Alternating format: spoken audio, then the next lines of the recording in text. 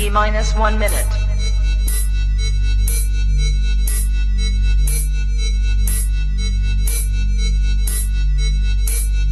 T minus 50 seconds.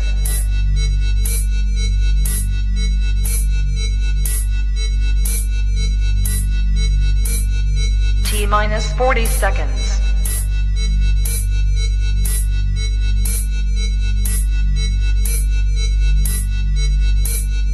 T minus 30 seconds.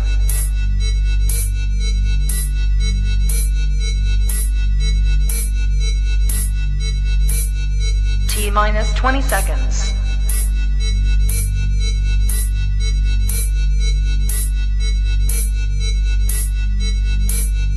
Ten, 9, 8, 7, 6, 5, 4, 3, 2, 1, 0. Can we talk?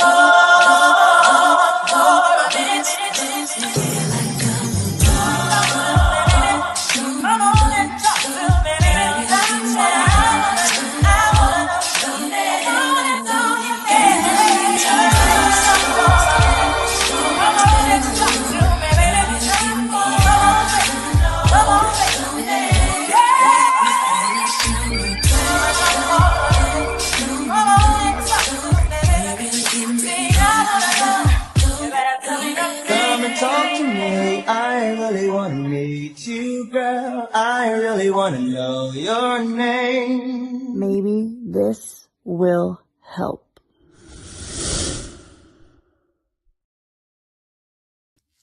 Every time. It gets me every time. That's a good intro, bro. I don't know what to tell you. That's how you know you got a winner. It should get you every single time. Every single time. Yep. Golly. What's up, y'all? What's up, y'all? What up? What up? What up? What up? Man, I'm feeling good. All right. I thought you were talking to us. You muted yourself. Ladies and gentlemen, welcome to another episode of Maybe This Will Help the Podcast, Season 6, Episode 11. Dang. Giving you that relationship talk you can relate to, the good, the bad, the alimony. Tonight, we're about to get into some things. We are live on YouTube. We're live on Facebook. We're live on Instagram. And some other things are coming down the pipeline as soon as our manager, Mrs. Daniel, gets us set up. Yeah, man. Listen, if you haven't already, go ahead and tag your favorite friends. Get them in here. Get your favorite snack, your favorite drink. We're going to be here for about 2 hours tonight talking about what we talking about, man. Yeah, buddy. It's going to be good. I mean, it's always good, but, you know, I'm excited. After we check in, bro, I was thinking about doing something a little different tonight. I was thinking about kind of going back a little bit to where a blend between how we used to just do random videos, like not a succinct topic throughout for the first hour, and then jump into our topic in the second hour. I'm with it. Because tonight's topic is my desire for you is fading. All right. Cool. And I just had a lot of other videos. I was like, I want to talk about this stuff. And it doesn't bleed into each other. I'm like, I don't care. I want to talk about this stuff. Listen, it's our show, number one, and it doesn't have to be fluid all the time. It could be a little scattered. I mean, at the end of the day, there are topics that, you know, come up in our conversation, that come up during the week. And I'm sure we're not the only people that come across these type of topics. I'm sure it'll be good for sure. And the thing I like about this show is that it's not structured in a way to where it has to be every single week a specific way. I like the way that we just allow it to flow. And I think that wherever we go, because we're definitely trying to grow this thing, that we just hold on to that. Yeah. Wow. Okay. That's where we at today. We knew it was going to come for Rashonda. We knew it wouldn't be Rashonda. It wouldn't be Maybe This Will Help without Rashonda and these type of comments, you know. It's great. Just make sure it grows, you know. Bro, best part of your week, man.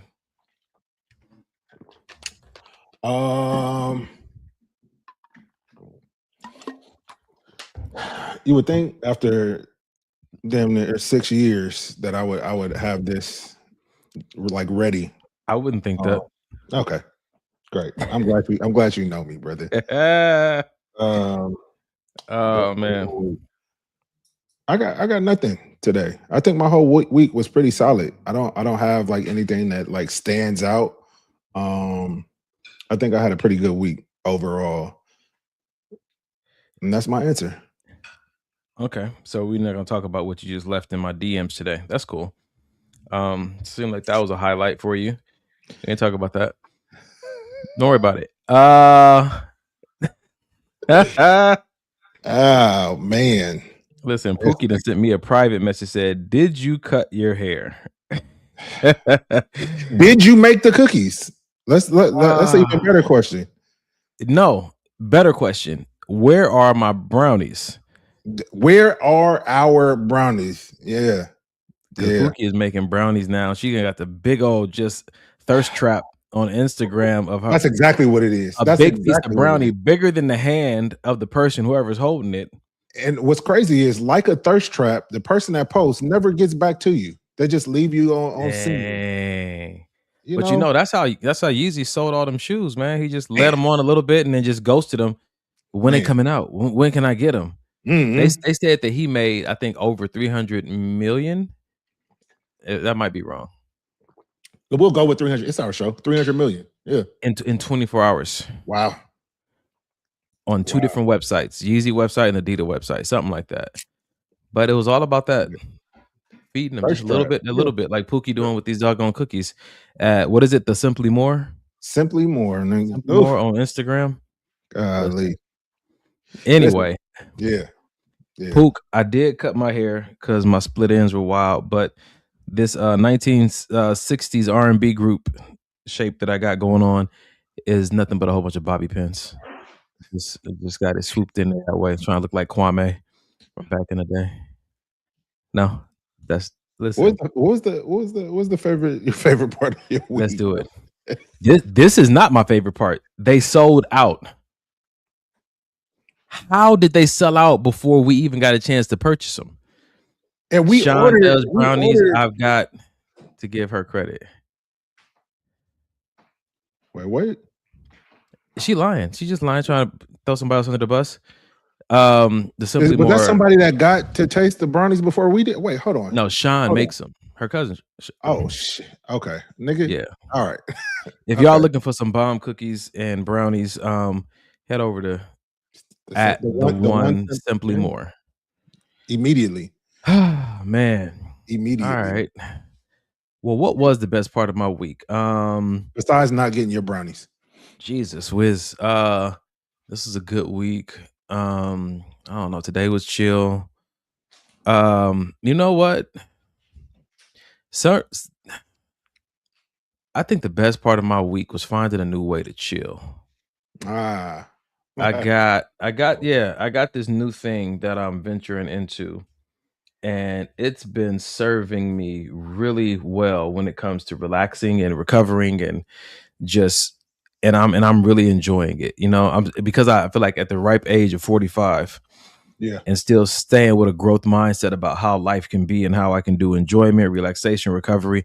I'm finding these new things, and it's been good, man. Even like these new activities that I'm starting to engage in. Like, I'm not too old to try stuff I haven't seen on TikTok and Instagram, and I'm having the time of my life. That's dope. Yeah. That's dope. Yeah.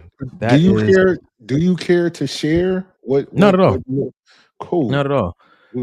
So we're gonna get into these videos. I'm like Mike tonight, man. Hella private on some things. Yeah, man. Everybody don't need to know every doggone thing. Listen, today we about to get into this. If you haven't already tagged your favorite friend, I see the numbers are going up. We about to go ahead and get started. For those who follow my Instagram page, I posted a video this week. Thank you, Ferg. She said 45, you're young. I'm taking that now for sure. I got over another 50 years ago. For those of you who follow my Instagram page, you saw this week that I posted this video of this young chocolate lady with a Caribbean British accent talking about if you want to shift from dating a medium ugly guy to a fine guy. Is this what we're starting? Yeah. Oh, wow. Okay. I told you, no rhyme or reason. Why are you scratching, bro? You want me to save that one? No, go. Go. Let's do it. Let's do it. If you what's up? Look, my mom's in the building. Hey, Mom. What's going on, Carrie? Hey, dude. So she was talking about if you want to. Most girls I know, not most girls. Some girls date medium ugly guys because they safe. Ain't got to worry about nobody trying to get their man. But then they get the gall, the wherewithal to want to move into dating a fine man. And she just Right. gave this disclaimer to let you know what you might need to watch out for. So it's a 2-minute video. Let's tap in. Let's do it. Beautiful. Although nobody is everybody's cup of tea, dating a fine man is not for the weak. See, this is the reason I used to date medium uglies before. I used to date medium uglies before because it was easier, it was nicer. When people would look at you and be like, oh my god, how did he pull her? And now it's, oh my god, I want her man. Oh my gosh, what a stark difference. And now, whereas before the medium ugly thought that he was all that, and this man, everybody else thinks he's all that. It's a culture shift. Dating a fine man, it's not for the weak. It's different. Knowing that so many women want your man, especially when he's beautiful, inside and out, and it was just easier dating the medium ugly because you knew that you were the only one that wanted him. Really? Well, maybe not the only one, but one of the only ones that wanted him. And you were the one who sacrificed to give him a chance, and it's just different with a fine man. He's so fine that people are like, well, I want to have sex with your man. Is your man single? Are you stab-proof, lady? Are you immune to knives? I wouldn't do that. I'll pray for them. But yes, just wanted to come on here and say, if you are dating medium uglies and you want to switch over to the fine man category, be sure that you have the strength and tenacity to hold your tongue, to hold your knives to yourself, because it's not for the crazy, it's not for the weak, and definitely not for the jealous. Yes, amen. So yes, bro, that's how we're gonna start the show. If you are thinking about switching from dating medium ugly men to fine men, she's saying these are a few things that you need to know. Do you agree with that, bro? Do I agree with what? Exactly. Everything that she said about what the challenges that a woman may face when switching from dating a medium ugly man to a fine man. Yes, I do. And I do because it's so funny. You sent me this one earlier in the week, and I showed Janae, and as funny as I thought it was, she was pretty much straight faced like the entire time, like in full agreement. Yeah, resonated with her deeply. And if I'm being honest, women have come and told me, how lucky, blessed Janae was. All of the things, all of the things that I've heard, and I would say it's important to be secure. You know what I mean? This is male or female, because sometimes men we tend to date up too. I feel like I've married up.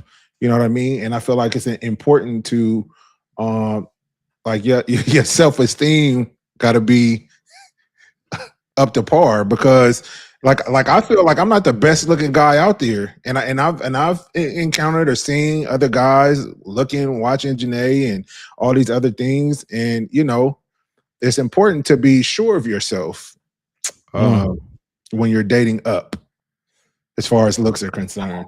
Up from where? And I like what she said. She said beautiful inside and beautiful outside. So that's like, dang, you're not just good looking. You're not just eye candy. Like it's something about your soul, your spirit that's also beautiful. So yeah, it could be rough, bro. I can respect that. But I would love for the ladies in the audience to help me with this.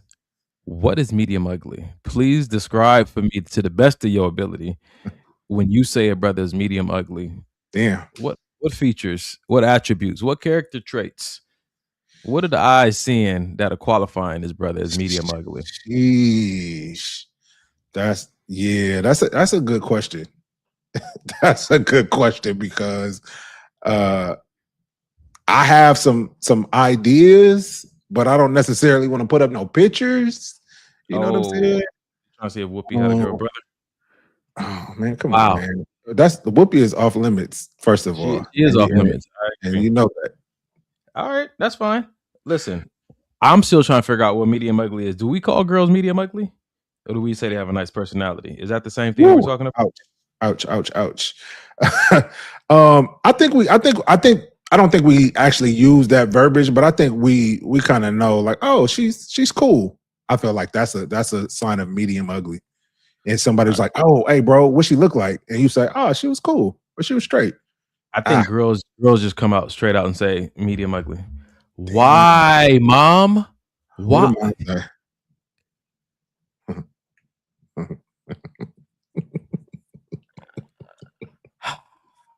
I love mom. Let's go ahead and drop names. Let's do it. Let's get into it. Let's get into it, mom. McJellen said medium ugly is a decent body, awkward facial features. Interesting. And so are we saying Kevin Hart because of like he doesn't supersede 5 feet? Like I'm just trying to I'm really trying to understand. Like, is it just the face that makes them medium ugly, or can it be the whole gamut? Ferg is online, said medium ugly to me is Kevin Hart. So the reason we're asking this question is because we know that the people are saying that women are not as visual as men. So this medium ugly label can't just be, well, it seems that this medium ugly label can't just be all off of physical features. And let's take a quick poll. Is the saying that women aren't as visual? Pause. Is the saying that women aren't as visual? Is that a true statement to our female viewers that are watching now? Is that a true statement? Or are you like, we just as visual as the men, if not more? Because I feel like women are just as visual. And we've experienced it. We've experienced it when we out at the gym, going to eat. We've experienced how women can be. What'd you say, Brad? Oh, she said bingo. so I feel like Janae also bingo? No, she's saying to what I just said. She's saying that women can be, if not more, at least as visually stimulated as men. All right. They just been lying to us all these years. Yeah. So mom said, absolutely be confident, self-assured, intentional about how you show up so that no one can slay you. Okay. All right. What's that? Janae is very best to have you. Very blessed to have you. You're blessed to have her. Okay. Compliment each other. Yeah. All right. So let's see. Security and confidence got to be on point. Let those comments roll as long as a person isn't directly disrespectful. Won't be any issues. Huh. So I appreciate McJellen spelling it out for us. Medium ugly is a decent body and awkward facial features. I like that. Anybody else got Jesus, Carrie? His looks ain't trending. Golly. Yikes. Okay, so listen, see, so mom said short, funny, but not really attractive. They're taking into consideration more than just physical features. Yep, that's what it looks like. That's what There's no such thing as an ugly woman, only a lazy woman. See, Rashonda's petty. She's still from last week. Oh my God, so much to say about that. But Rashonda says she would date Kevin. And Rashonda also said on one of these shows that she dates medium ugly. She's also dang near 6 feet tall. Also true. Dating Kevin Hart and almost 6 feet tall is wild. She said he is hilarious. I'd give him a height pass. So let's talk about this because height seems to be such a big issue for women these days. What gives a brother a height pass? She said if he's funny. I would add if his pockets are fat, I think that gives him a pass on, oh, he's not that attractive, but girl, he got money. I've heard that. So? I've heard it. This is things that I've heard, unfortunately. Okay. Well, let's get some from the audience, because Rashonda said yep to that. But when it goes back to this medium ugly thing, she said attraction is subjective. He can be a 5 in the face, but a 10 personality. So my question is, bro, when you look at a woman and somebody asks you, is she attractive? Do you ever consider anything outside of how she looks? Yeah, I think now I do. Now I account for personality, I account for style, and then I account for physical features. Interesting. Yeah. Ask me. Are you thinking ask me 10 years ago, do she got ass? Do she got titties? And what her face look like? And that's it. When someone asks you, are they attractive? Do you think they're asking for character traits? Now, no. Then, yes. 1000%. No, not character traits like integrity, patient. Okay. Like if someone's asked you if they're attractive and you start listing off character traits, I'm assuming that you're starting with their best features, which is their personality, because their face is not up to par or it's not trending. Damn. I'm just asking. Damn. See, yikes. I don't know if I would assume that they're I don't want to use the word ugly. They're not attractive because I start with character traits, but I would want to hear something about physical features as well to let me know, like, oh, okay, you also think that they look good physically. But if all we given is character traits, okay. Yeah, it's okay if you start with that. Yeah, it's okay if you start with it, but if I don't get anything, I would probably think that, okay, you don't think that they're physically attractive. Got you. But some women don't put no stock in that, really. You know what I mean? Some women and men put all their stock into those character traits. I'm not mad at it, but it's not for me.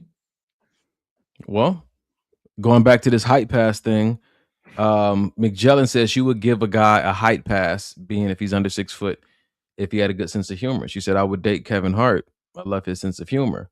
Rashonda said he's really intelligent too. Mom said money gives you a pass. Ferguson said a height pass and medium ugly pass if he has a great personality. Damn. Okay. And I think one of the foundational things that make a personality great, in my opinion, isn't it humor? Oh, for sure. For me. Yes. Would anybody argue that? Nah, I don't know, but I wouldn't for sure. But back to the video though. So women that have dated up, we'll call it dating up, as far as we forgot the whole video. Jesus. As far as the attraction level goes, women that have dated up, have you found it more difficult to manage that type of relationship for those very reasons? Like, oh, this guy is better looking, this guy does have a better personality, this guy does have more money, and now I see, compared to my last guy, he's getting more attention from the opposite sex. You know what I mean? When we're out, I can see the women drooling over him. I can see, how this may be a little bit different than what I'm used to, the medium ugly guy. That's a good question. I think because we're watching that video, it appears that women feel safer and more secure with a medium ugly guy, because there's not as many women trying to holler at him, if any. Right. And we've heard so many times that women want to feel safe and secure in their relationships. And one of the things that make them feel threatened is the presence of other women trying to take what's theirs. Yeah. And so I think it's built on being an easier environment to manage. So when you're asking, is it harder to manage a relationship with a guy that's fine versus a guy that's medium ugly? It appears that foundationally, that is the reason why they stay in a medium ugly lane, because it is easier to manage. But let's hear from the ladies. What do you guys think about that? While we're waiting for the female viewers to chime in, Donovan. No arguments here. Listen. Okay. You're an attractive guy. Have you qualified for medium ugly? Not from what I've heard and been asked. All right. And motherfuckers hit me up asking questions. Leave my brother alone. Anyway, in any relationships or even dating world that you've been in the past, have you ever gotten the complaint like it's difficult to date you, it's difficult to be with you because of the way you look? Or because of your personality? Everybody likes Donnie, and I just feel, have you ever gotten any complaints? Audience wants to know. You're on live. Yeah, bro. Oh, interesting. Yes. That's all you're gonna give me is yes. This nigga's adjusting his chair, sweating. It's mostly because of my personality. You know, I got a stellar personality. You do, but I don't think that's at all. Golly. Yes. I think that so if we just stick physically, if we stick strictly on physical attributes, it goes back to what you said at the beginning of the show. You have, I don't think you have to, but people have a tendency to date at their level of self-esteem. Sometimes your self-esteem could be lying to you because what you think you can handle, you may not be considering who else wants to be handling that? Who else wants to manage that? Who else wants to, and people come with things, right? Some people come with an ease. Some people come with, saying, what do you see in the chat? I'm already upset. My wife is ridiculous.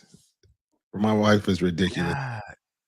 Well, we're gonna answer it. We're gonna get to it. Okay. But to answer your question, Mike, yes, it has come up before in conversations that it's too challenging to try to believe that you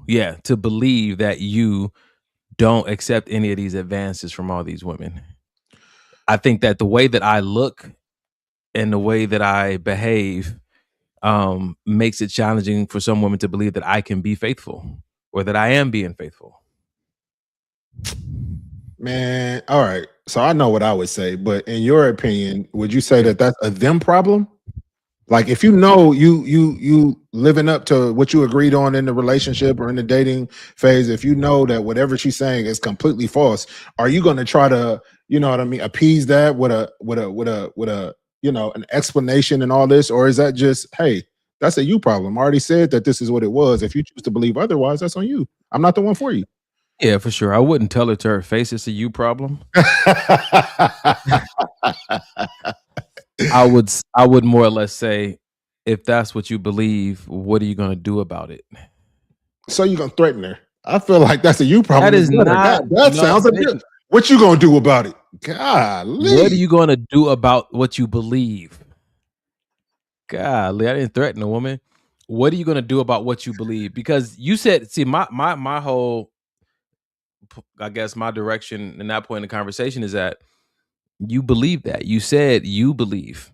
So do you want to continue to believe that, or do you want to believe something different? Facts. That's good. If you want to believe something different, what are you going to do to make yourself believe something different? If you don't want to believe something different, then it was nice knowing you, and we'll settle into the place, because what I can't argue with is who somebody imagines that I am. Good or bad. I that is something that you've come to the conclusion of in your own mind without my consent, without my permission, without my input. And so there's no point in me trying to get in there. I don't have a vote. Yeah, that's good. That's good. Now let me ask you this. Would you include in when you said what somebody has made up in their own mind, would that include what they heard from a friend, what they seen on a podcast, what they see on social media? Is that all included of what they've made up? Because they still don't see the full gamut of Donovan. No, I don't think it's about what they've seen or heard. I think you can see whatever you want, hear whatever you want. What it comes down to is your interpreter. How are you translating what you're seeing and what you're hearing? See, all this information out here is just it's innocent information coming from trusted and untrusted sources.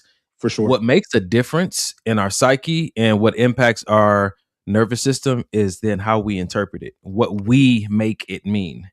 And that's why I said I can't argue that. I can't go online and tell people, stop telling my wife this, or to go to other people and say that, you know, stop presenting me like this in front of her. Yeah. It's here, bro. You know what I'm saying? And that's for all of us. Mhm. That's where we interpret and come to conclusions about who we think people are. Solid.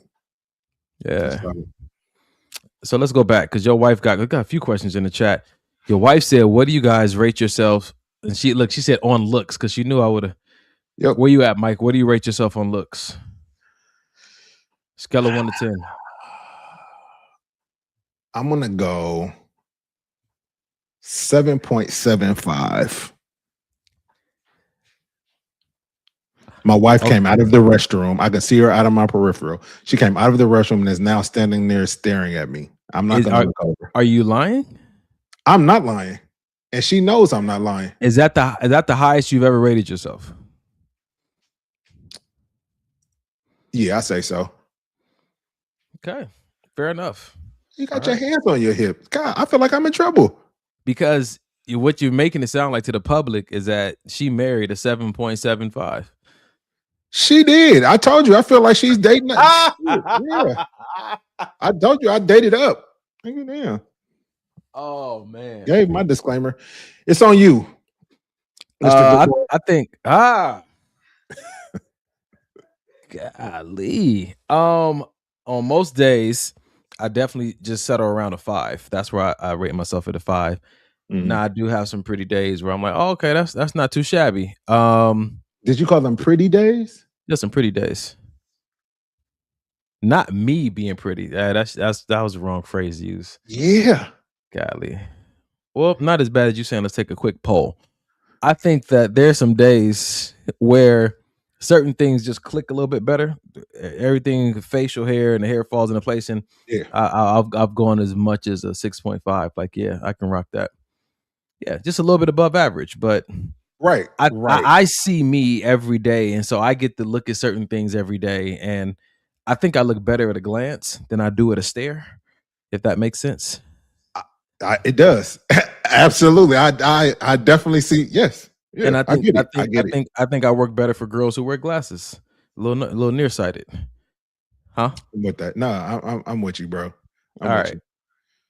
Yes. All right. What did Mom say? Mom said, yes, it is a challenge because disrespectful women that make a pass right in your face. You have to trust your man. I like that. You have to trust your man. Because I feel like, and Janae can attest to this, I feel like women do that like when we're together all the time. Like we were just at returning a rental car the other day, and the lady that worked there stopped mid-sentence. How tall are you? God, goodness, you. And in my mind, I'm like, what? But Janae, I don't know. I don't know if she realizes it or she doesn't care or she trusts me or whatever the case may be. But I agree with Mom. I think it just takes a certain amount of surety of yourself and surety of your partner in those type of situations. Mm. And then she goes and puts that in the chat. So maybe. What'd she say? Jesus Christ. She gonna trust these hands too. Carrie thinks that we're full of crap. It's so crazy. It's so crazy how people really, really think that. And my wife can attest. Like I don't think I have esteem issues, but I just, there's always things that I feel like could be better or I could work on. What's so bad about finding a man a 6.5 attractive? That's what you're asking me. I'm not even into men, but you asked me how I feel about the way I look. Ask me about a woman. I could tell you all day. Listen, my scale of grading a man may be a little off from you, woman, because you're attracted to men. Right. Listen, I don't see this and say, hey, now. But women do. They look in the mirror before they go out. They be like, I hit that. That's how they know their outfit is right. I'm going to kill him with this one. Listen, I've never said that about myself. Yeah. Yeah. Oh man. Okay. So It's let me ask interesting. your wife, Janae, sis, jump in the chat. What do you rate your husband on a scale of 1 to 10? Don't do that. We did it. It's Shit, I can hear her 87. in the bathroom now. Oh, listen, shit. Relax. That is good. Let me see. I saw who was on here talking trash. Uh-oh. It's your problem. That's my auntie. You can't make an insecure person trust you. It's Hey, not there your we go, problem. Auntie. Their thoughts are usually based on past relationship history. Listen, and the fact that the past is informing your present, you still have the opportunity to override that if you want to. You can take in consideration what you know about this person and not believe everything else going on outside. But a paranoid person is just going to be paranoid, until they either are tired of being paranoid until they see their paranoia destroy enough things in their life. That's good. Until then, they're gonna just be paranoid. That's good. What Ali say? Ali said, Donovan, you are full of shit. You are closer to a 9. All right, 6.6 then. I'll take that. Let's see. Because that is closer to a 9. It is. Listen, your wife said you already know my husband is a 20 out of 10. I saw the comment and I didn't put it up there on purpose. Let's leave that right there for a little bit. She is hype in that bathroom this evening. Jesus. Oh shoot. So what we got? Shonda said girls do it when I'm with my son. He's so oblivious to it. This is interesting because my mom loves to tell all my business. She said people approach me, his mom, and say they couldn't date my son because he's too fine. I assured them he's not about all that. Sheesh, that's wild. And I think just before we move on to the next video, it's always good to visit what do they call it? Preconceived notions about people based on either their education, their intelligence, their money, their looks. Sometimes you could really be shooting yourself in the foot. What about their past? What about it? No, I'm saying, is that something? Oh, yes.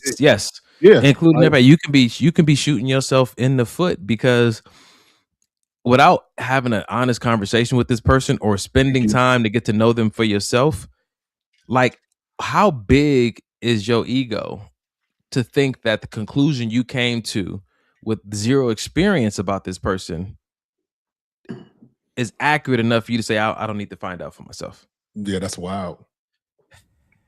But it is what it is. Beside the point, if we got so far away from the video, but it was a good video. It was. I like the part about her talking about how when she moved from dating medium ugly men to fine men, how women became more bold and telling them like, I want to have sex with your husband. Yeah. And the gall, the audacity to say that to the woman. That's why she said, "Are you knife proof?" But she said it's not for the weak, it's not for the jealous, it's not for the crazy, because all those people will be tested in those specific categories. If you're dating someone, and this is not someone who's universally fine, just someone who's fine to you. Yeah. And I think that what the wisdom I'm taking away from this is that if you are going to ever go for what you want, be it the person that you want, the job that you want, understand that there are going to be certain things associated with going for what you want that you have to really fortify yourself to be able to handle. You know what I'm saying? You get the job that you want and you think everybody's trying to steal the job from you, and you never really get to enjoy that job because of the paranoia or because of, just the things that you feel like are a threat. Now, if you're going to date a fine man, date one that's faithful. If you're going to marry a fine man, marry one that's totally into you as well. And then maybe some of those threats don't have to exist. Yeah. Yeah. Oh God. I don't even know if I want to read this. Wait a minute, go back. She said, my auntie said, your cousin and his friend used to be in the mirror, and when I asked them, what are you doing? You've been in the mirror too long. Their reply would be trying to see what the girls be going crazy about. Fair. Let me ask you this, bro, because Auntie just brought up a good point and it made me think about something. So, has that ever been you? Like, okay, I know girls have complimented me on these things. Let me try to accentuate them, whether it's arms, whether it's, eyebrows, whether it's facial hair, Has that ever been you, or have you always been this? I'm gonna just do what I like. F everything Bro, else. I was at the club, bro. Everything that they shouted about, I went home and tried to enhance, bro. Yeah. Yeah, so for sure. You know what I'm saying? Because that's when I was trying to be a sex symbol. You know what I'm saying? And Yeah. and let me tell you guys, be careful who you hang out with, because y'all know that Mike is my brother, but he's also a model. And I'm not into fashion. But this brother this week, I had on a crop top tee and some boots and some jeans out here looking just like Mike Daniel. And a cowboy hat. I was like, "Hey, look at my brother stepping out on these." I was out here looking like a young YN F-boy in these streets, embarrassing my mom. Nah, Looking like I was right back at the club. That's funny. Oh man, I'm done with this topic, man. Let's keep it moving. Let's go. It's already 8:41, and we got a good topic for y'all tonight. I had some stuff about the gym and what people wear, because that's one of our favorite topics, but I'm gonna go ahead and jump past that. Oh shoot, Instagram got some stuff. Check your Instagram. Yep. Let's see. Okay, so my sister said most of the time the lady doesn't feel safe, as you stated previously, or secure that the man wouldn't choose what's being propositioned to him. Yeah, that's true. I think sometimes it's hard to believe that what you want wants you as well. And I think that's where the insecurity place, that's where that can start to self-sabotage. It's almost like you got to give yourself permission to go after what you want. And then you also have to believe that you're worthy of what you want, not just in your head because you're gaslighting yourself, but because you've also been doing the work. You know what I'm saying to you, and you know what's valuable. Like I've fixed. I mean, I don't say I fixed, but I've been working on my personality, right? You know what I'm saying? I do my self-care. Like I present myself a certain way. Somebody would be lucky to have a woman like me, right? And again, I'm not saying this the way that some people talk to each other. They'll just say somebody be lucky to have you because you're a human. Yeah.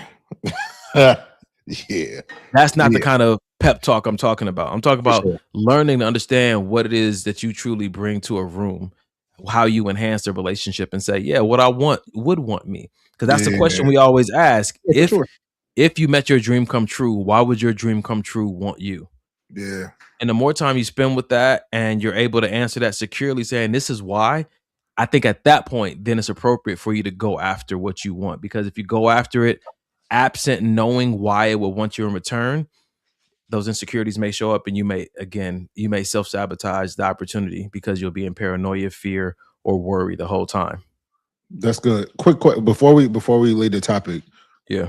In that situation, you know what I mean? Like Sis said, you know what I mean? If the woman is feeling, unsafe or insecure, is there anything that the man can do about that? Like, because good men don't want their woman to feel insecure or feel like, I'm out here in the streets not doing anything wrong, but is there anything that they would want their man to do? I think that I'll say it like this: if you're with a woman who feels like she dated or she married up, and she is just smitten by you, how you look on the inside and outside, but she struggles with how many other people want you, and she struggles with how other people see you, and feeling like she doesn't, measure up, I would say the best thing you could do is PDA all day, public displays of affection in front of the very people she's worried about. Like I do in the gym. Oh God. Is it not true? Is it not true? It's disturbing. Especially when that girl comes in there, I make sure to get up in my woman's face. Yes, you do. And don't just act like that's the only time you do it, because you guys be touching each other. Y'all gonna get kicked out the gym at some point. He's disturbed. But yeah, man, to answer your question, I think that PDA is the best way to further secure. That's solid, or bro. To participate in the security of your person. That's so solid. That's solid. I would love to know if I'm off base. Chat, what you guys think about that? So my sister said, the wealthy wife, he said, reassuring words of affirmation. Because again, like that's a man's mind, like, oh, I'm gonna grab you and kiss you, but that may not be her button. So she said words of affirmation. Does it matter if they're back home in private or right there in the moment? sis?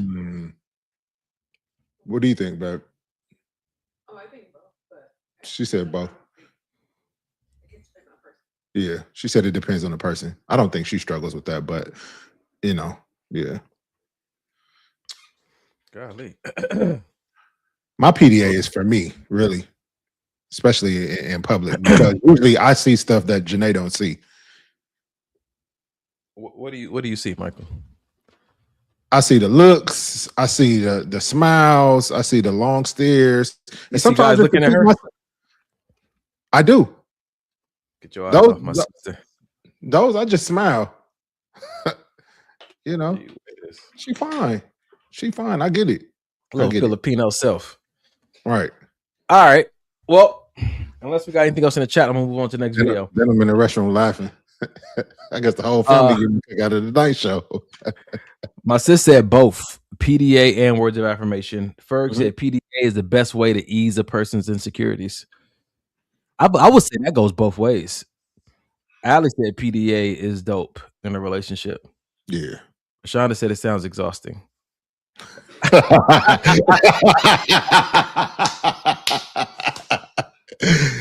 No, I get it, and I feel where Rashonda is coming from. But like some people, this is necessary. You know what I mean? And when you're in a relationship, you know what I mean. Sometimes you want to do what you can do in the capacity in which you can do it to make your partner feel safe and comfortable. Well, then that brings up a different question. Then let's do it. The next question is that over time, if you see a pattern of your person being insecure, is that potentially a deal breaker? Oof, a deal breaker meaning like I can't either we're not dating it no more, or like this marriage ain't gonna work. You know what I'm gonna say?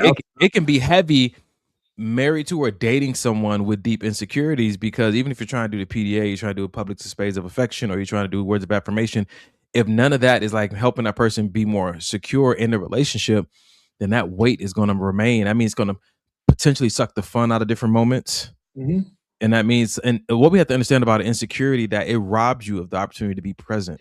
That's true. You go in and you vacate with whoever you vacate the presence of whoever you're with, because you're inside dealing with some things. Yeah. And that can be exhausting. That can be disappointing. So do you think that at some point, if a person doesn't address their insecurities, it could be a deal breaker and the end of a relationship? If we're talking, we've had conversation about it, I've expressed my grievances about it, and then there's still no change, then yeah, I think it could potentially be a deal breaker. Okay, then that means outside of me trying to help you with your security, what should a person do for themselves if they struggle with deep insecurities? Therapy. Because I struggle with deep insecurities for the longest, and I feel like what I tried to do is just mask them with stuff, clothes, cars, certain jobs, going out to certain places that made me feel more worthy. You know what I'm saying? But it wasn't until I got in therapy where I started to unravel some of those insecurities and realize, like, oh shoot, okay. Because for the longest, I was just putting a Band-Aid on a bullet hole.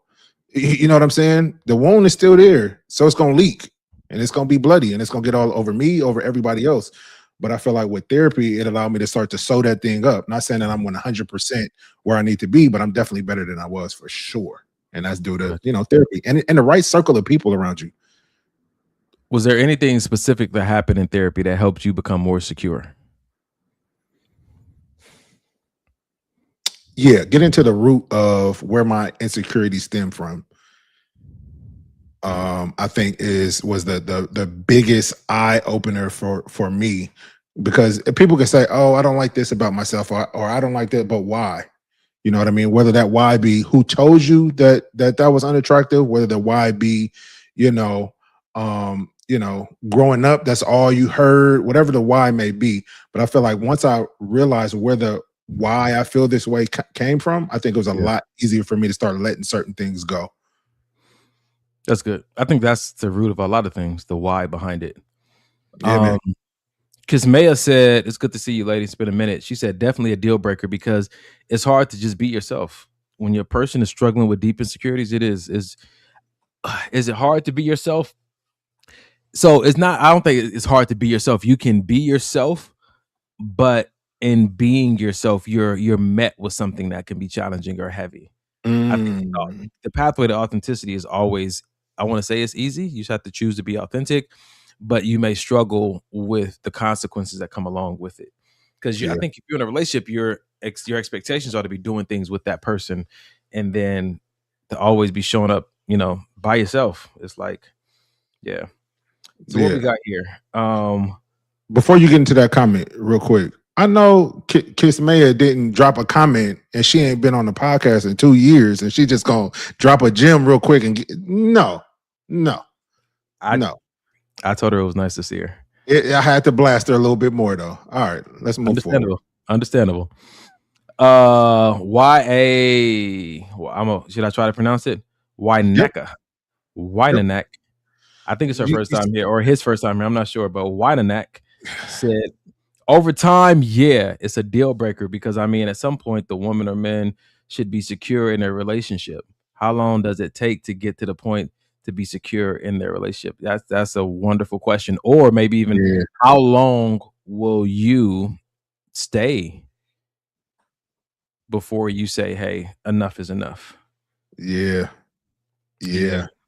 Because honestly, bro, that question of how long does it take is not up to that person. It's up to the person that's experiencing all of this stuff, because they may not even know where it comes from. It may take them years.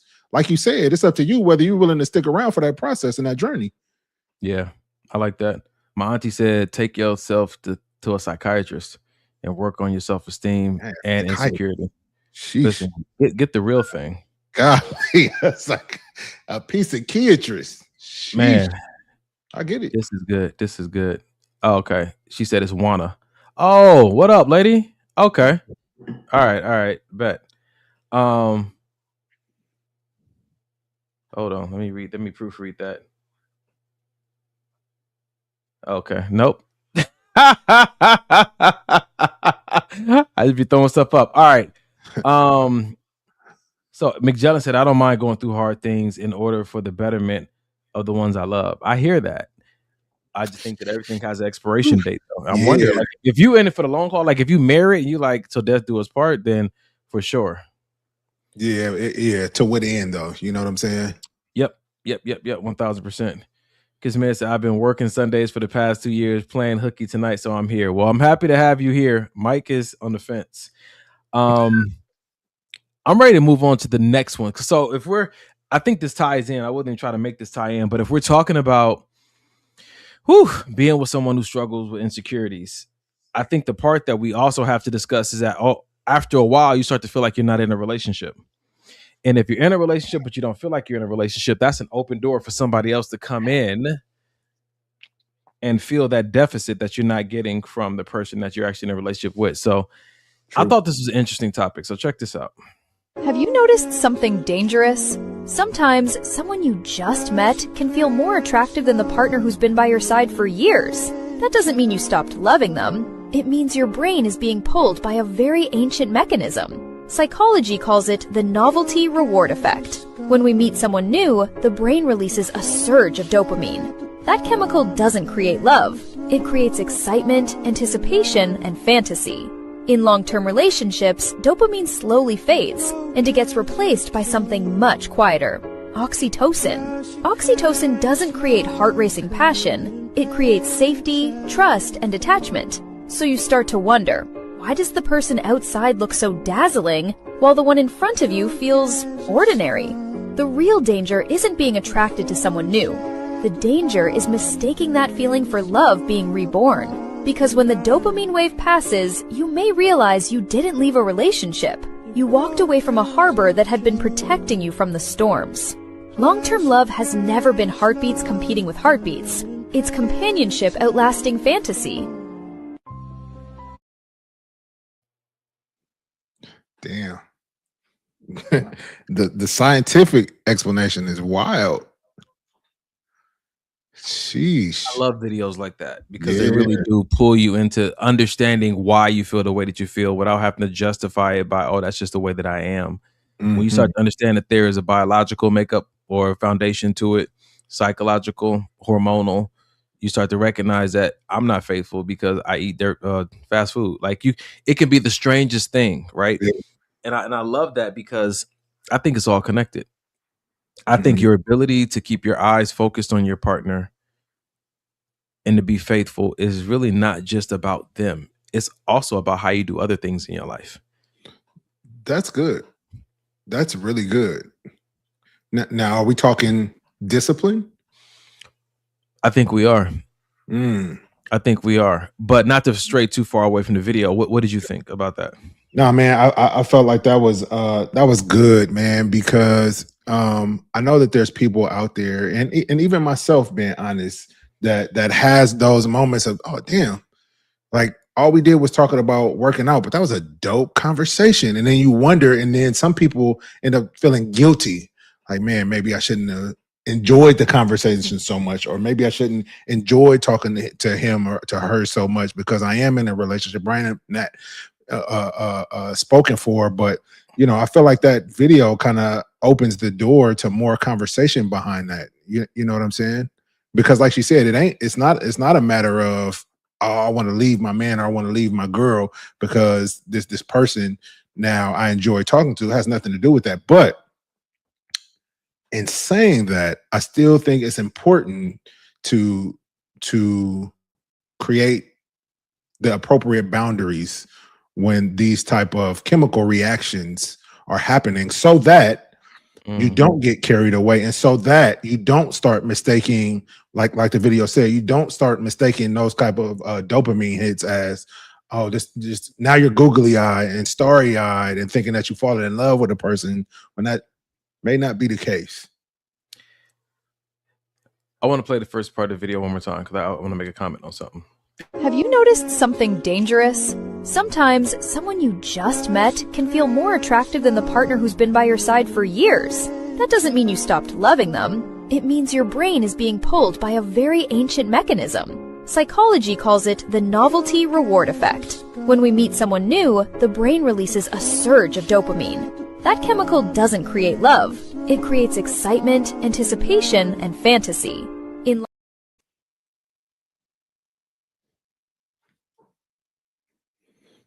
So here's the part that I kind of want to pull out a little bit. You meet new people every day.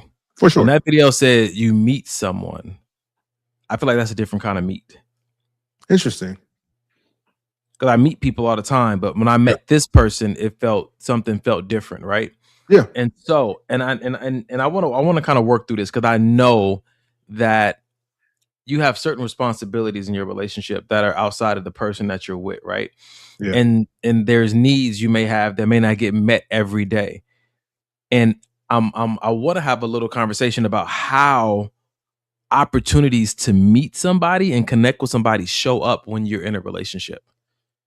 Was that a leak? Is that a gap? How did that even get there? Right. So I know we're talking about boundaries with people outside of our relationship, but I also think that it's appropriate to talk about responsibilities within our relationship too. And I don't want to say it's not 100% our responsibility to keep our partner's eyes and interest on us, but is there things that you feel like people neglect to do in a relationship that does haphazardly create an open door for other people to come in, or for an open door for them to have attraction in other places? Yeah, I definitely do. I feel like that's where like the work wife and the work husband come in at, because wifey may, like we talked about it on the podcast before, your wife or your husband may not be doing what they're supposed to be doing at home, and then here comes the work wife or the work husband. Hey, did you eat today? I just made a pot roast and I got some extra. And then that becomes a daily thing of her asking you if you ate, and now she's bringing you lunch every day. And then now, you know what I mean? So, and now you're feeling taken care of in a way that maybe your wife should be taking care of you, or the way that your husband should be taking care of you. You're getting so that we talk somewhere else. Go ahead. So we're talking about the way that your husband or your wife should be taking care of you. Where does that should come from? Conversation, I hope. Conversation, or if it's not conversation, it's what you've been doing in your actions, maybe since we've been together. You always cook me dinner, and now all of a sudden something has changed, and now you're not anymore. Something that I still want, but you're not doing it anymore. We haven't talked about it, but now this lady at work is starting to do it, and now we don't need to talk about it because I'm getting it from her. So the boundary that needs to be set is that if you are missing something from your relationship and you see it offered to you outside of your relationship, the boundary is no. But the responsibility is to come to your partner and say, hey, I used to enjoy when you did this and I'm missing it. And I'm being offered it in other places, but I'm not taking it. But I'd like to know if we can reinstate that here. That's perfect. The boundary and the responsibility working together. That's perfect. I like that. So if you have, you can't have both. You can't have one individually. I don't think. I think there'll be a imbalance if we just got boundaries with no responsibility, or if we just got responsibility with no boundaries. This is probably the core of what I'm talking about. Rashonda said it. Getting too comfortable, not staying curious and spontaneous. So that's for me when I'm talking about responsibilities in a marriage. Mm-hmm. I think that I said it once.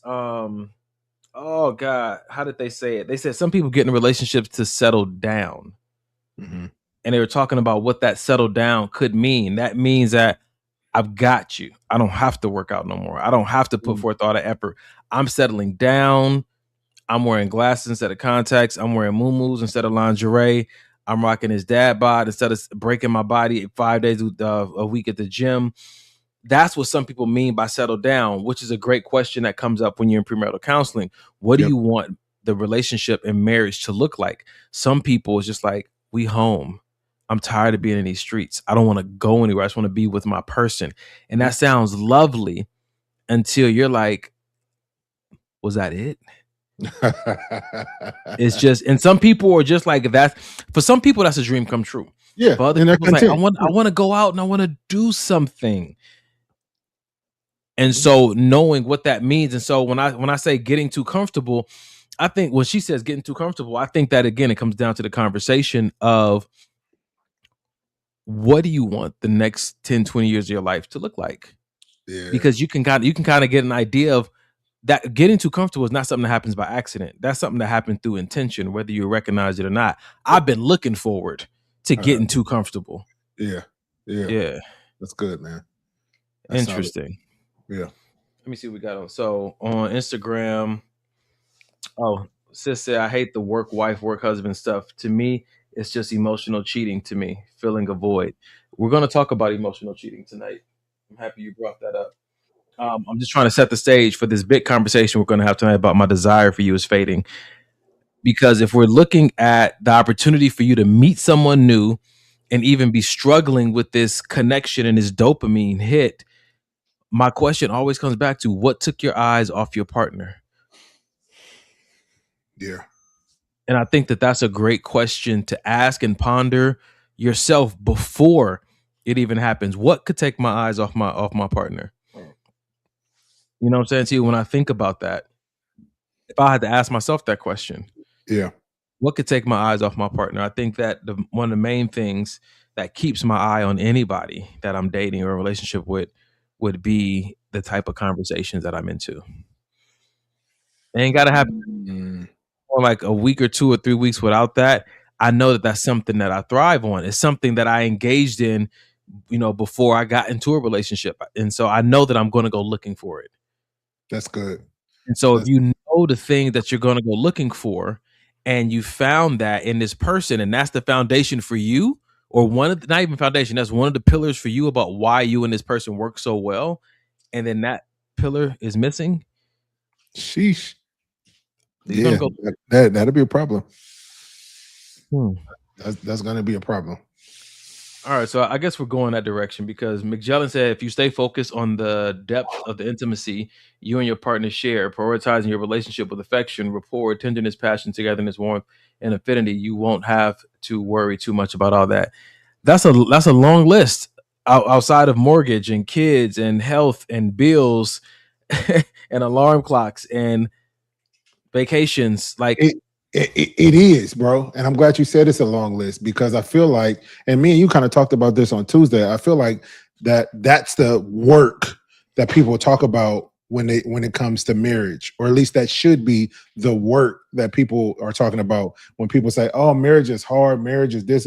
No, it's not. It just takes a little bit of work, and it does. And that what you just mentioned and what AJ just mentioned is the work. Like, yeah, but we got to prioritize it. We got to prioritize each other before our kids, before bills, before everything, because if we're not prioritizing each other, stuff like that can get in. Now we get into this routine of our everyday thing, and now, you know, I'm sleeping on the couch, you sleeping in the room. Nobody's mad at each other, but this is just, you know, our routine now. And then the marriage gets stale. So let's go. I'm gonna go to this video next because it's the second time intimacies has come up. This video is about 5 different types of intimacies. Okay. So let's look at this. Yeah.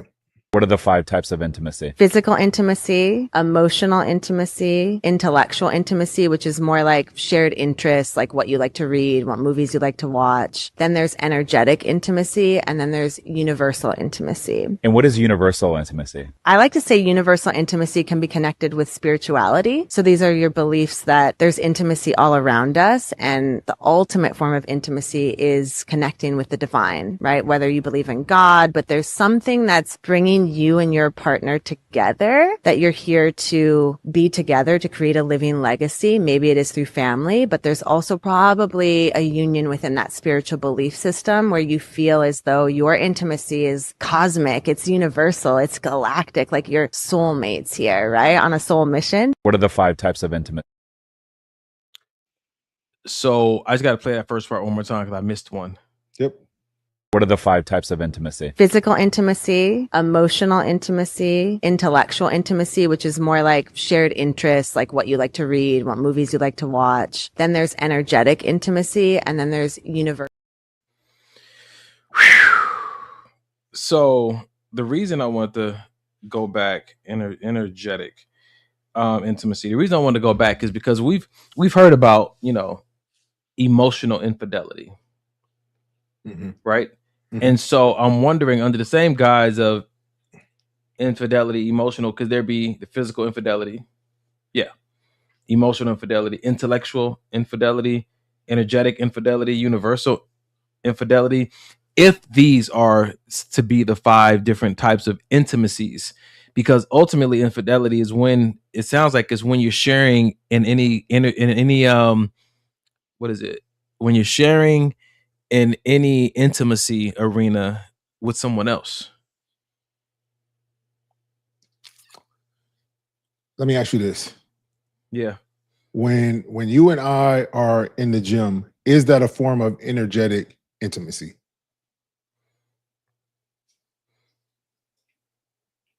I think it's comical intimacy.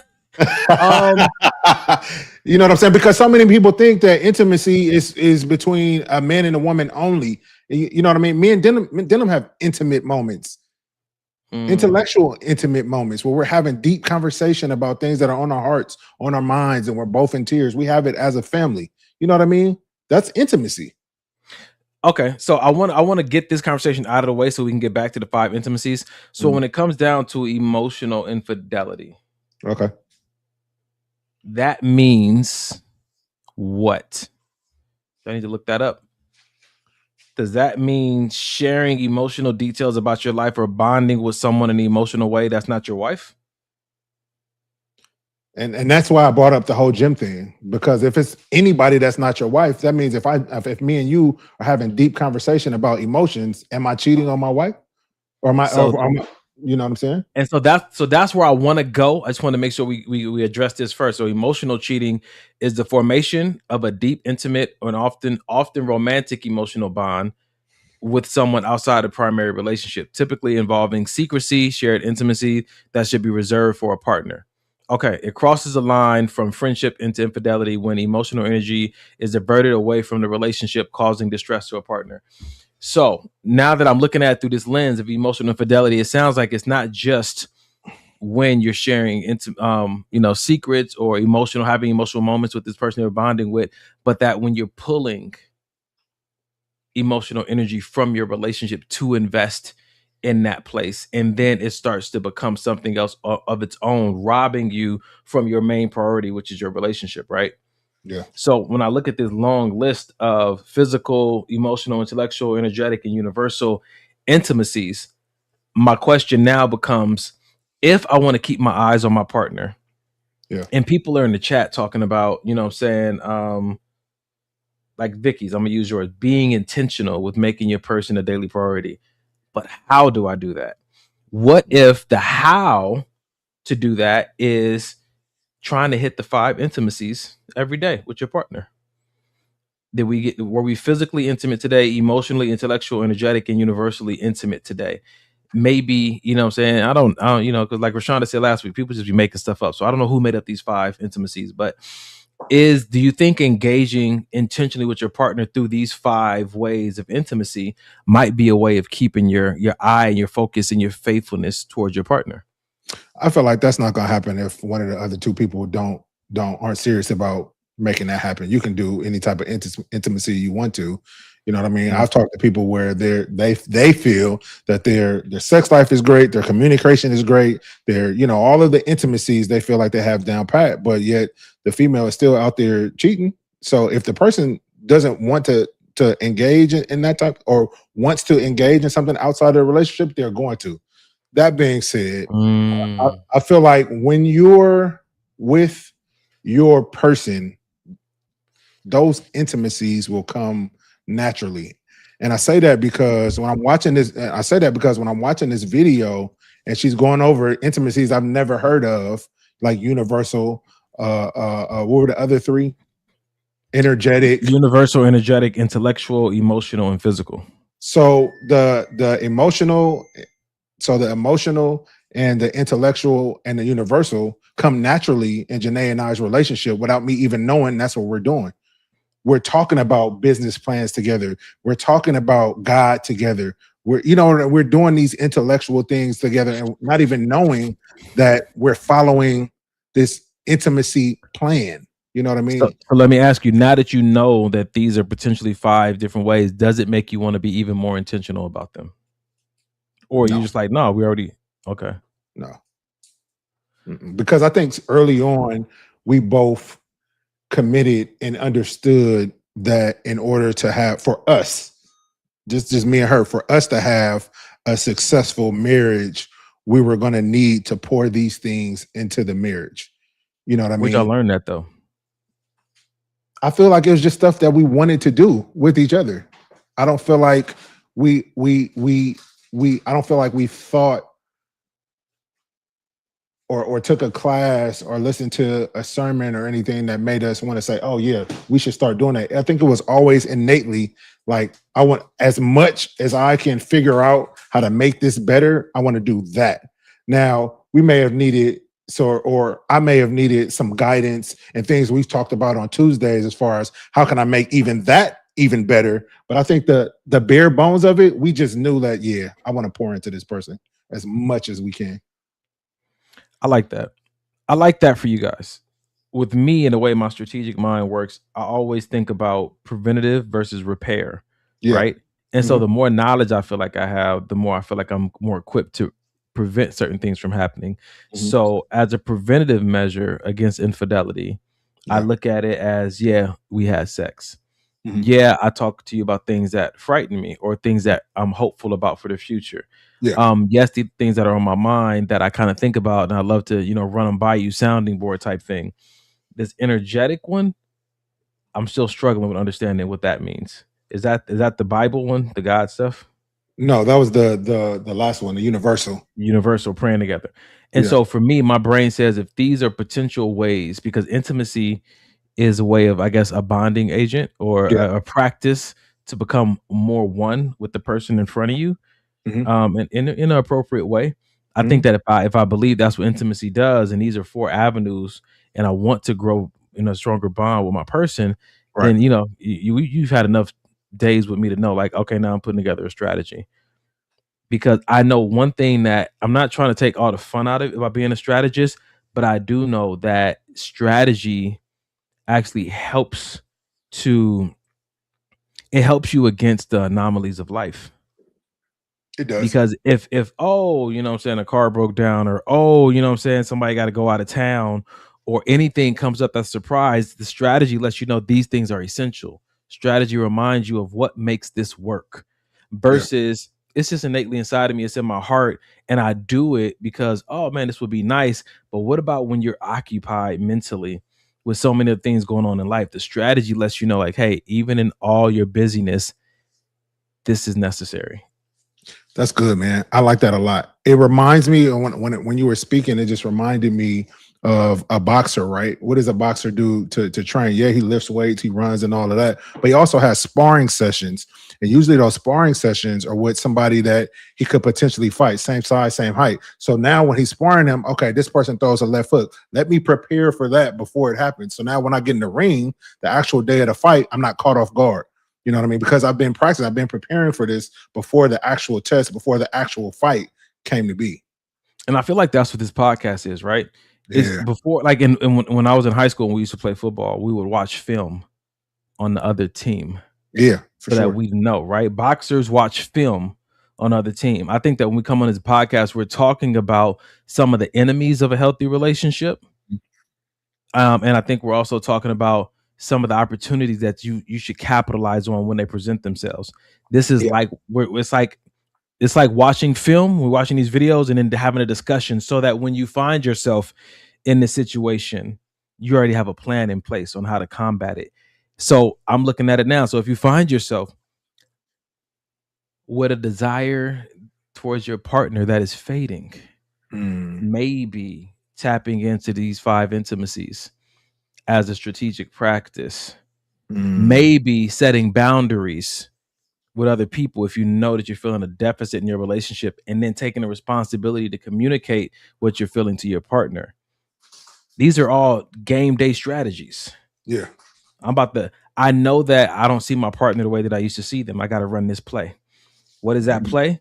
I know this woman and this woman is attractive. Boom. Step 1, set a boundary. Step 2, come back and tell my wife, yo, I don't think it's you, but something's going on with me that I'm not seeing you the way that I used to see you. I see you as my wife, but I don't really see my girlfriend no more. I don't really see that excitement. And I'm wondering, is there something I'm not seeing, not doing, or is there something, do you feel it too? Starting that conversation. That's how you respond to the enemy trying to break up, that happy or healthy relationship. Yeah.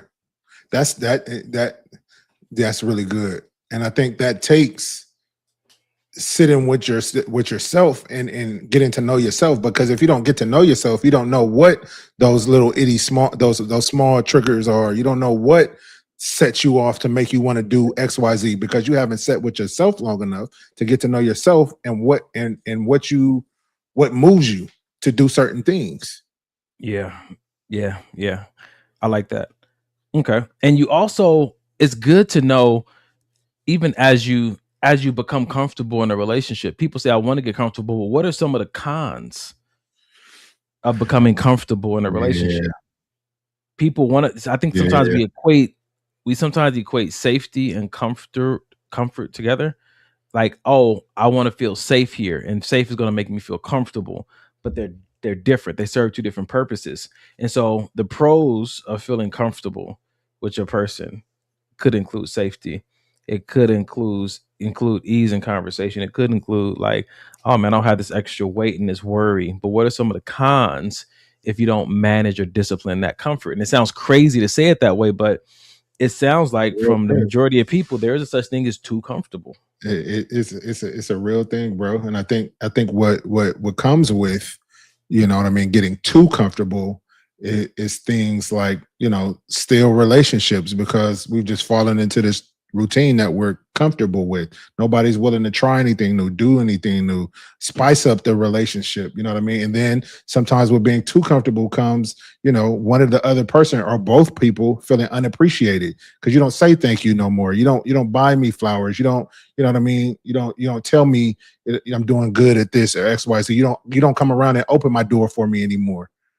Listen, speaking of opening doors, there's one thing that I told you, one of my mentors told me. He said, when you go on a date with a woman and you open her door, give special attention to the one that reaches over and tries to open yours. Yes, sir. Still live by that. It's good. But beside the point, Rashonda is about to love this. This is a definition of too comfortable. Means being so relaxed, secure, It's crazy, right? So relaxed, secure, and or familiar with the situation, job, or relationship that it leads to complacency, laziness, or taking things for granted. It often implies a lack of effort, growth, or caution, suggesting that a person is no longer pushing themselves or respecting boundaries.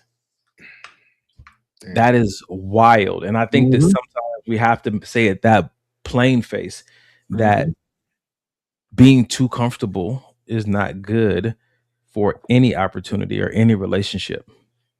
Yep. I agree. Because it's really not about what the other person is doing. It's about what you've told yourself you no longer need to do. That's good, man. That's good. And it's so funny that we're having this conversation because just last Tuesday we had a similar conversation about our relationship. As great as we may think the relationship is, there's always room for growth. There's always room to shake things up a little bit and try something different you may haven't done before in betterment of that relationship. You got to do it. It's not just with romantic relationships. It's with your family. It's with your friends. It's with your boss. You know what I mean? Whatever the case may be. Yeah, I was going to say something, but it's not for the people. But that's good. I got you. So now thinking about this last 30 minutes of this conversation, this is the video for the topic for tonight. And I want you to pay extra close attention to the way they're explaining why this is happening. All right. Because this was a little mind-blowing. When a man's brain starts seeing his wife as a mother figure, his sexual desire shuts down completely. This is called Madonna whore complex, and it destroys marriages silently. His psychology split women into two categories: pure women you respect, sexual women you desire. His wife became pure, mother of his children, caretaker of his home, respectable, sacred, untouchable. Dopamine stops firing for her. His brain can't sexualize what it categorized as maternal. Cortisol spikes at the thought. It feels wrong, almost incestuous. Oxytocin bonded him to her as family, not as lover, so he loses attraction. Not because she's unattractive, because his psychology made her off limits. From the outside, he looks bored of her, maybe even disgusted. But inside, his brain is following ancient programming. And here's the brutal truth. Madonna whore complex isn't rare. It's epidemic. That's why some men desire strangers but not wives. Their psychology split the categories. She became mother. Mothers aren't for sex. He didn't choose this. His psychology did. And now he can't want the woman he loves because love and lust got separated permanently. When a man... So there's a few things in here I disagree with about the necessity for lust in a relationship.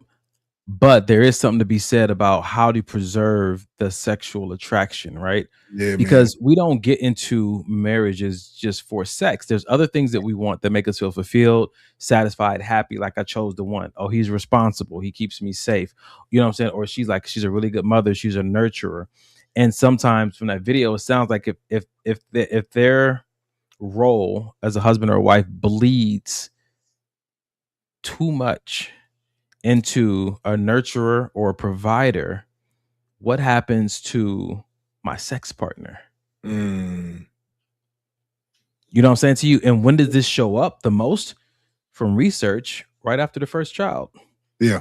Research says that after the first child, the woman becomes obsessed with the child and nurturing that child. And the husband becomes obsessed with providing for the wife and the child.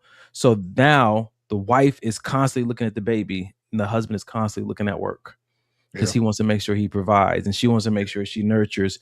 But what happens to that attraction for them? Which is why after some couples raise their children and they become empty nesters, they have to reinvent that attraction all over again. They got to reconnect in a way that they couldn't before, which is why some married couples are now saying, I'm having sex in my house that we paid a mortgage for, whether the kids can hear it or not, because you start altering your marriage and the certain necessities of marriage so that the kids don't get discouraged or they don't see certain things happening, things that you need to happen in your marriage. Yeah, that laugh was diabolical, my nigga. I just want to say that. Just I agree. I agree 1000%. And I also, like, as far as the video goes, I think that that's actually a real thing. You know what I mean? And that's why it's important. You know, that's why intimacy is so important. That's why physical intimacy is so important, and emotional intimacy is so important. I think those will help combat this what they're saying is this natural thing that could potentially occur. I think lusting after your wife is important, and vice versa. Lusting after your husband is important. Do you think it's lust though? I think there should be a little lust. I just want to jump your bones. Period. Make it nasty, what Tiger said. Yeah, that. And that's all it is.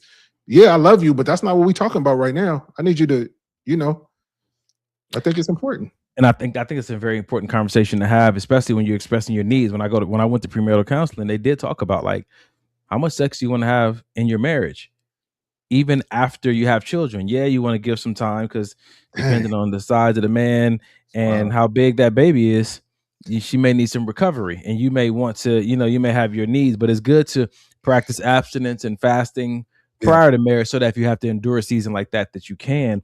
But at the same time, as much as we're saying, oh, it's important to me, how do so many couples fall into the trap of forgetting how important it is because something else seems like it's a bigger priority? Like a man is saying, yeah, I could go home and make love to my wife, but I'm trying to put this kid in private school. And I want my wife to not have to work. So it only makes sense to work overtime or to get a second job. And if I do that and I come home, I'm too tired. So do we see sex as a necessity or even a responsibility when it comes to keeping a marriage tight? Yeah. I mean, obviously, I don't feel like everyone does, but if we're asking, is it important to see sex and sexual engagement with your partner important for the longevity of the relationship? I think we should start looking at it through that lens instead of a duty or a chore or routine. Friday, 3 p.m. We always do this. So every Friday at 3 p.m. we but again, you got to get it how you live. If you got to make a routine at first to get that spark going, then I get it. You got to get it how you live. I like what McJolin said. It sounds like a main essential. So when I think about this, and you hear online how many people are getting married for different reasons, for safety, that's not sex. You know what I'm saying? For a nurturer, that's not sex. People are getting married for different things, and their reason for getting married is their own personal essential. But I think that we might be undervaluing the power of intimacy, the power of sex, as it boils down to helping you to grow the marriage, fully enjoy the marriage, feel fulfilled in the marriage, stay faithful in the marriage. There's some sex. I don't think it originated with man. Like it has a spiritual component that's wild. Like the Bible says, like you have sex when you bond with them. Like it's almost, and it sounds counterintuitive to some of the therapy that's out there. Like I'm gonna tell you what the Bishop Babyface said. Bishop Babyface, R&B singer from the 90s, said, we got a way that's better than words. Hey, come on. Better than words. It's the strangest kind of relationship. And he's talking about that whip appeal that she has. And sometimes to address an issue in your marriage, a disagreement, a hard place, it's just maybe start with some physical intimacy. That's true. I'm not a big advocate for it because that my previous marriage to Dennis' mom, that's all it was. I think balance is necessary. You know what I mean? If you didn't have that, if you're solving all your problems with physical intimacy and not communication, and then that's only going to last for so long. Okay, so that's because that was your experience in your last marriage, right? Well, that's because communication. If without communication, nothing can really last. So, are we saying that sex is not communicating something? We're saying sex is not enough of a communicator as far as words need to be communicated. If I slap the dog shit out of you and then I come and have sex with you, but then I keep doing it and I have sex with you and I keep slapping you and I keep having sex with you, eventually you're going to be like, nigga, no. I think that sex is a great appetizer for a main course conversation. I think it sets it up, right? I think it helps people to physically lower their walls, right? Mhm. But then also hormonally. Wow, you gotta knock those down yourself. Hey, But also hormonally, it puts you in a different type of headspace to have a conversation. Because usually we're talking about, hey, self-regulate so that you can have a conversation with your spouse about these big issues. In marriage, I believe the sex does help you emotionally regulate. I agree. Well, I can see that. And if you're so angry that you don't want to have sex with your partner, I think that might be even an even bigger issue, though. Yeah, that, and even if I it's agree. not sex, if it's another one of those intimacies, not another one, physical or emotional intimacy, the rest of those, no. I'm not gonna see you for a smooth year once you get married. What you doing? I'm about to water my marriage. I'm bonding. I'm exactly what I told you before. I'm about to water my marriage, man. Listen, that's funny. Get over here and water. Stop calling my phone. I'm over here watering my marriage, man. Holly's not gonna be on the podcast tonight, y'all. He's busy watering his marriage. Or I might be on the podcast saying, "Listen, watering your marriage." I'll tell you guys, but I think I think there's so many things in the Christian culture that have become so taboo. And I think that they may be the main reasons why some people aren't feeling so fulfilled in their marriages and why they're calling it quits. That's good, because they don't have any education, any insight, any safe room to talk about. I'm horny. It's almost like a sin to be horny, even if you're married inside certain religious rooms. Yeah, you know what I'm saying? Or blasphemous, you know what I'm saying, to want your wife in that way, or to leave an event early, or you know what I'm saying, hey, we got to get out of here. You know or not get out of here. I'm be in the parking lot of the church. Come on. The point is that it does communicate. It does communicate something. I do check-ins, right? You know what I'm saying, with people, and so we start to check in almost like a sandwich approach, right? You start with a compliment, and then you kind of go through a scaling system, and you get into the heavy stuff, and you end with a compliment. All I'm saying is that this physical intimacy, as much as we live in this very, I want to say overly sensitive culture right now, overly sensitive generation, I think that emotions have become a heightened priority of focus. We don't need to take away or devalue physical. It does something magical. I think it does something that words can't do. I think they work well together, but I don't want to think that I can talk my way into the same kind of bonding that sex could give me. Agree. With my partner. Agree. That's why I agree 1000%. That's why just as the intellectual intimacy is important, is just important for the physical intimacy. I feel like you can't, like I said before, they go hand in hand. Well, yeah. And so Ray is saying what you're saying. The responsibility is that it can be, but it also has been used to ignore much needed conversation. I'm not calling sex a supplement for communication. Right. I'm calling it a prerequisite. Yes. It may be a great, again, appetizer. It may be a great hype man. It may be a great forerunner for that conversation, because now you guys are talking, having released a lot of that stress, hopefully, even though every sexual experience is not about orgasms. Sometimes just that exchange can help ease the mind and relax you. If done right, you can have some of the best conversations about some of the most serious topics after you guys have relaxed each other. Or some of the best sex when you're mad. Pick your poison. All I'm saying. All right, Michael. Okay. All right. I don't know. Jesus. So I want to touch back on this video before we move on.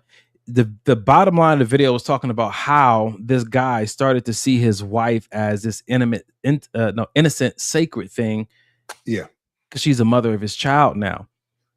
And I'm wondering if anybody in the audience has ever experienced this, or Mike, if you have experienced this, to where this woman now, after she's, this was your sexual partner, y'all's tag team back again. Yeah. After she's given birth to this child, does it change the way you see her sexually? Does it change your attractiveness to her? I can definitely see how, if you allow it to, you can definitely adopt some of that mindset. You know what I mean? And not because, you got bigger after the baby, or not even because you feel different inside when I'm inside of you after you have the baby. I'm just talking about just how I view you as a woman You know what I mean? I can definitely see that switch if you allow it to. I'm not saying it has to happen. I'm not saying it happens to all men, but if you allow your mind to let that just take over your mind, then yeah. And I think it's important to say, because every woman responds to pregnancy and birth differently. Yeah. Like it's a big deal. Like it can have a great psychological impact on them. Some women may not want to ever have sex again because of, I've heard so many women talk about their pregnancies being so horrible. Yeah. Could be the lack of support. In some cases, I'll say this, and I'm not gonna name any names, but if you didn't prepare your body to carry life, that can also make the pregnancy challenging, right? Studies are showing how the man's DNA impacts what that pregnancy could look like, to a half of it. And his DNA is really written on what is he feeding himself? What is he eating? What is his workout routine? How healthy is his body when he implanted that seed inside of you? Because a lot of stuff is transferring over. That could make your pregnancy harder. If you were, drinking every day before you got pregnant and eating fast food and working late hours and not getting your 8 hours of sleep before you got pregnant, that can also impact how the pregnancy is going to be for you. And I think that sometimes it can be a traumatic situation because not because we didn't have support, but we lack to prepare for the experience in the first place. Yeah, that's good, man. And this is real good, man. John said, what's going on, bro? He said, can't physical intimacy happen without sex? Is there sexual intimacy and physical intimacy? Yes. Yeah, well, that's a good point. Yeah, no, yeah, that is a very good point, and it's important to distinguish between the two. You know what I mean? Because there's exercises that can be done, physical intimacy exercises, touches, caresses, holding, that doesn't involve any kind of sexual penetration or any kind of sexual feeling. It's about just the oneness and the closeness between the two physical bodies. That's good. That's good.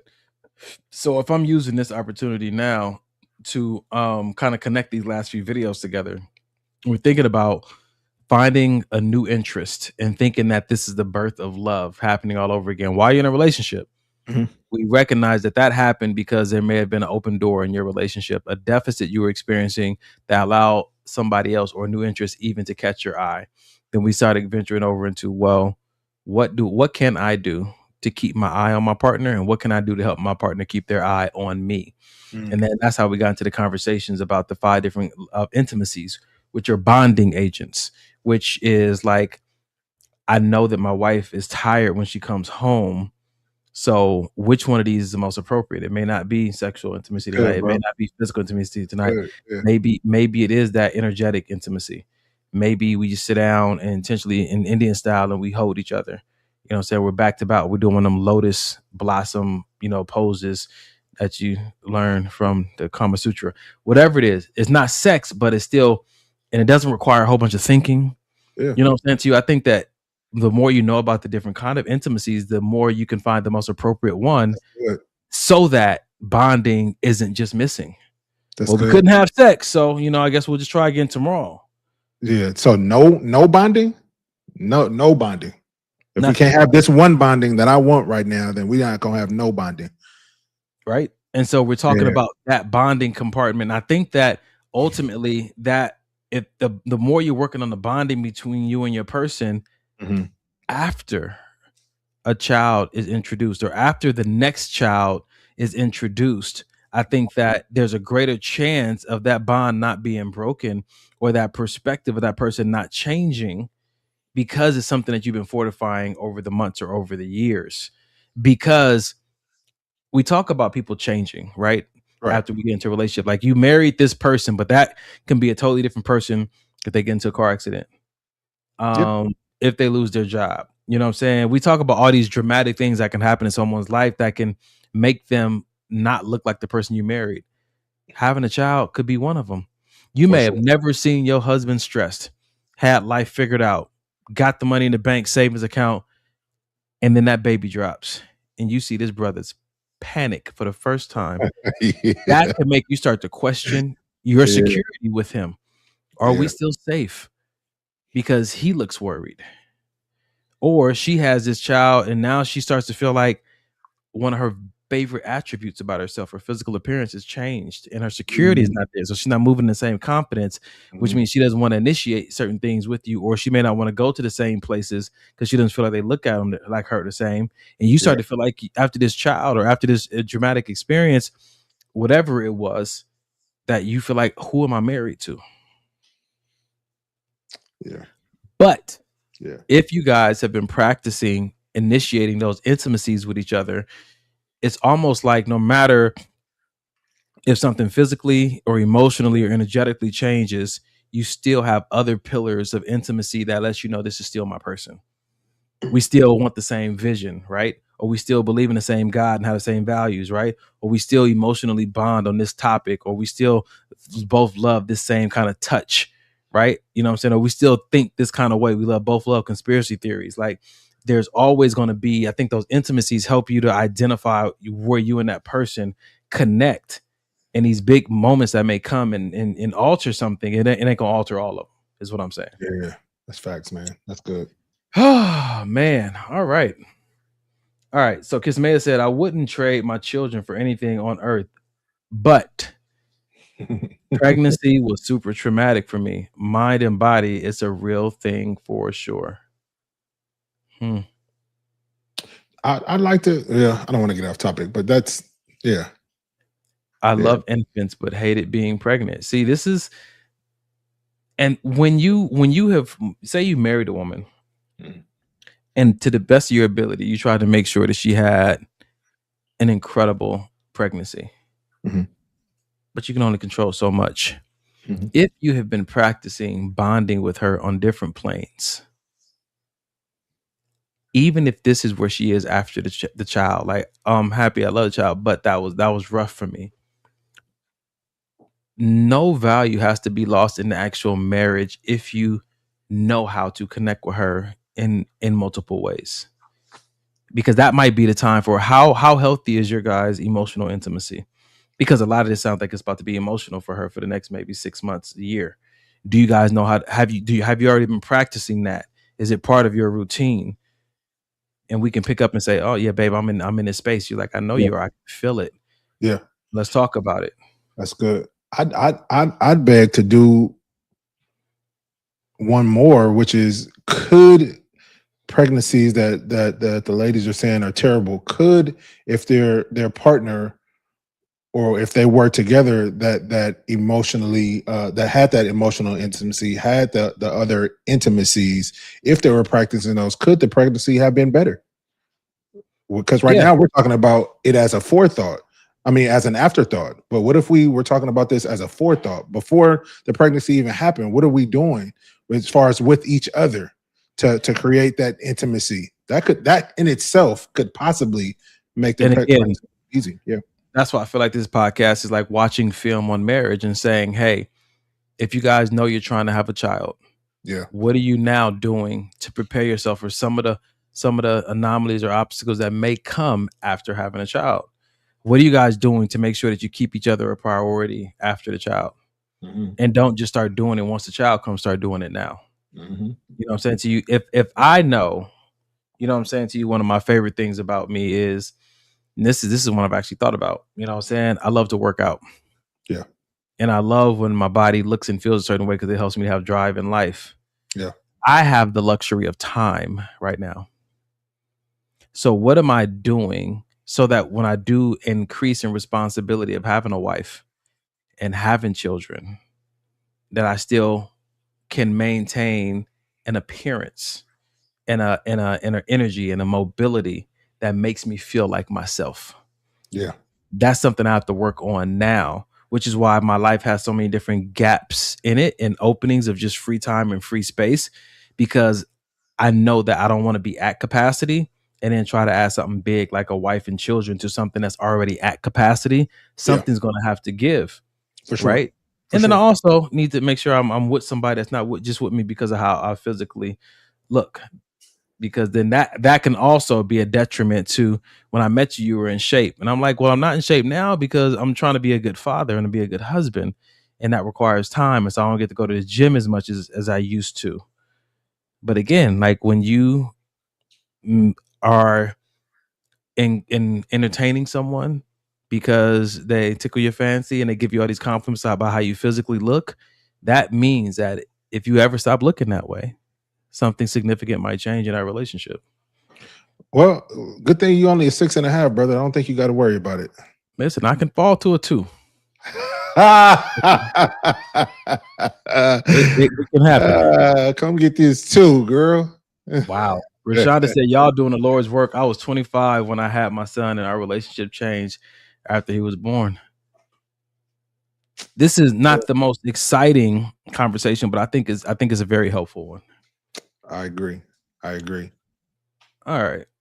Well, that was good. I want to possibly end tonight's show with this very interesting video I have here. Let's do this. You ready for this, bro? Yeah. This is one of Mike's favorite topics, friends. And here we go.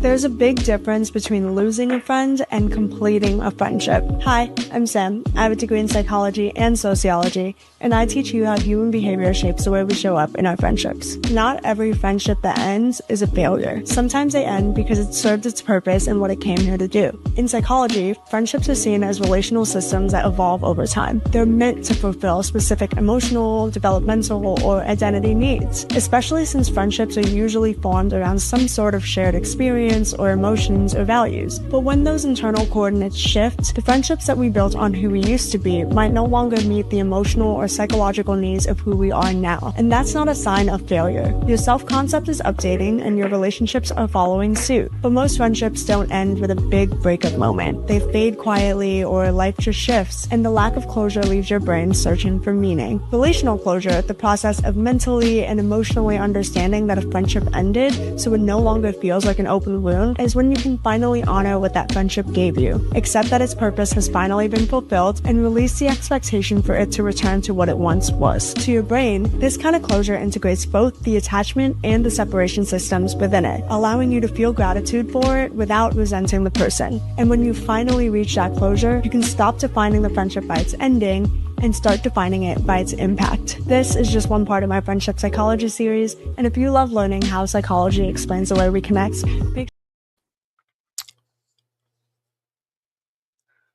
Michael, are you assessing which of your friendships have served their purpose and they needed to end versus the ones that you may have gotten rid of prematurely versus the ones you never shouldn't have got in the first place? I think as of, I'd say, the last year, I've been doing quite a bit of that. Before we get into it, though, I just wanted to say that sometimes the closure you need to come to grips with is that you're not going to get closure. Okay, fair enough. So many times we look for closure, and people are looking for closure for 5, 6, 10, 15, 30 years, wondering why this person is no longer in my life. Sometimes you got to come to grips with you're not going to find out. And that deal with that you're never that's the closure.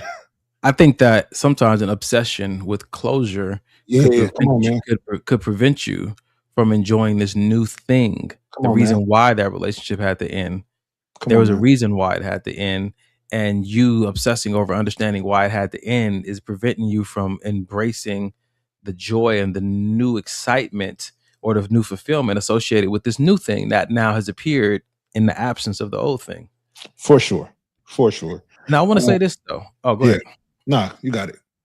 I want to say this, man. I think that we need to have a conversation about how important it is to let certain friendships complete themselves in order for us to move forward where we want to go in life. That video explained well how certain friendships had a purpose and they affirmed us in certain identities, and we bonded on certain hobbies and habits and activities. But when you mature and you evolve and you outgrow those things, and that those people don't go in that direction with you, not allowing that friendship to end is a tether, and you're tethered to and connected to them. So that's going to impact your ability to fully walk in this newness. It You know what I'm is. saying to you? It could be slowing you down or holding you back from the fulfilled life that you really want. And I think that is worth having a conversation tonight about the sentimental value Mm. associated with certain friendships and how they just been friends for so long, or they're family, but having a real conversation with yourself of, if I continue to pour into, water, entertain this friendship or stay connected to this person, what am I going to miss? What opportunity may I miss? What thing have I been praying for? Will I be forfeiting because I don't want to just gracefully allow this moment, this friendship to end, to say it did serve its purpose. Thank you for getting me here. And now I have to move forward. And that's not something that we need to do together anymore. I feel like that, as for some people, as difficult as that may be, it's also very beautiful when you, because if I'm calling somebody my friend, I should be able to have conversations like that, and Mhm. my friend have some sort of understanding. It may be, you know what I mean, sad. It may be, you know what I mean, all of the things. You may miss that person and what they at one point brought to your life. But if we're saying that the season of when they're supposed to be there is over, and I need to either separate or distance myself in order to get to the next level, that person should, hey, I'm happy for you. I'm glad that you're moving forward. I'm glad that you're going in the direction you feel that your life is going in. Yeah, it may suck that I won't be able to be a direct part of this next part of your journey, but I'm glad I got to ride with you up until this point. You know what I'm saying? So let me say this then. If that person is not quick to embrace that, Yeah, does that mean they're a bad friend? Nah, man. I feel like people handle things differently, bro. I feel like it's so funny. It's so funny. A couple, and I'm not gonna name any names, but one of my boys, after I think it was a couple podcasts ago, hit me up and was like, "Yo, I felt like when you made a comment, you were like talking about me." Was not, but he felt like I was, because there was a season to where we were really close. You know what I'm saying? And it kind of just dwindled. Some things happened, and it was over. But to your point, everybody is not going to take. Honestly, everybody's not going to take your growth the way you want them to take your growth, and sometimes your growth looks like, I got to leave you behind. That's good. You know what I'm saying? And it as much as it may suck, bro, I think doing what's best for yourself is one of the highest forms of self-care. You know what I mean? I can't, and I mean, when I say that, I mean, I can't hold on to this relationship because it feels good if I know it's not going to allow me to be where God wants me to be. You know, sometimes you got to just let shit die. Okay. Yeah. I was going to use a softer word like just transition, because it can be. That's what happens when you die. You transition. Sometimes close friendships become, twice a year we talk, or yeah, sometimes they just transition into something that's not as prioritized. Death. You're right. I think that it may come. We were friends at one point. Golly. Okay. That is true. That's the whole gambit of it. I just wanted to make sure we had the conversation about how that may not be something you want, because you may still feel like so let me say it this way, because that's the way we've been going. That person may still feel like they need you as a friend, and you may feel like you no longer need them as a friend. And that is a conversation that I'm pretty sure is not easy to have. How do we start it? How do we start it? One, if we're dealing with, if this your friend, and hopefully you know how your friend will react to certain situations. So if you need to, give a preface of, hey, I care about you, and I want the best for you, and I want the best for me. But I feel like it's something that we really need to talk about, that's been on my mind, been on my heart. you know what I mean, just to kind of soften it before you drop the bomb of I don't feel like I need you in my life anymore. You know what I'm saying? And so Because that's what I'm saying. Like, what life circumstances come up that can make you say, I no longer need that friend? bro, just since I've been in therapy, I've realized there's certain people that I don't need that maybe I've called friend that I don't need to call friend because you serve no purpose. We're Were not they ever friends then? Yes, but I think what I've been looking a lot at lately is how did we become friends? Was it trauma bonding? Was it, you know what I mean? We both used to go out and get girls together, so that's how we became close. Was it, you know, a life altering moment that we experienced? You know, just difference. And that to me is how I've been gauging lately. Who needs to be there and who doesn't? Because one thing I don't want is seat fillers. And I think I told you this a couple of weeks ago. Like, I'm not looking to do no more seat fillers. Meaning, you're not just going to be in my life just because. Like, Well, what are we doing? I'm gonna tell you like this. Now, even a seat filler had to get accessed by us anyway. 1,000%. Here's something that I believe. I believe that sometimes we formed friendships in seasons of our lives where our standards were a lot lower, in seasons of our lives where we were going through certain things, or we hadn't evolved emotionally or intellectually enough to take responsibility and accountability for the things that are happening in our lives, which caused us to partner and bond with specific people who also weren't practicing self-accountability, who weren't practicing discipline, who weren't trying to evolve. And so a friendship that was formed in a season of my life where my standards were low, my self-esteem was low, my self-awareness was low. And now I've come into this place of an awakening, and I'm just like, oh shoot, when we formed this friendship, I was a totally different person. And not am I no longer that person. I'm not even trying to be that person. I'm trying to be someone new. And I recognize that we don't have the bond necessary for me to even appropriately call you a friend, because there's no way in which you can partner with me on where I'm going. I would love if that was the case, if you had a mutual awakening, but it's not. And where you are is where you want to be, and where you are is where I no longer want to be. And I love that. And I feel like that's the conversation. But I also feel like that doesn't mean that they can never get to that point. You know what I mean? So I'm not presently ineligible for friendship. But if you go and get this degree, then you might be eligible in the future, is what you're saying. I am not to that extent, but that is what I'm saying though. That is what I'm saying though. Yes, that is what I'm saying. I think it's a hard conversation to have, and I think that the first place you have to have it is with yourself. How necessary is the conversation, bro? So the reason I call it necessary, I think from a place of integrity, right? Yeah. I'm big on wanting to leave people better than I found them. Yeah. Sometimes you can have the best relationship with a person, platonic or romantic, and the way you ended it overrides everything of value that you did while it was facts. That's facts. You can watch a hell of a good movie and the ending sucks, and you leave out there saying that movie was whack. Yep. Even though everything up until the ending was good. Man. Come on, man. Yeah. You know what I'm saying to you? So I think integrity is necessary. How you start a thing and how you end a thing, I think they matter more than people think. Because when they come to me as a life coach, or when they go to a therapist, usually they talk about how it ended. And the therapist or the coach has to ask them, well, how was it in between? How was the process? People usually have a hyper focus on the ending or the beginning, like not the in between. And so that's something they may have to be coached into. So I think that the reason I call it necessary is because I want to lead people as well as I can.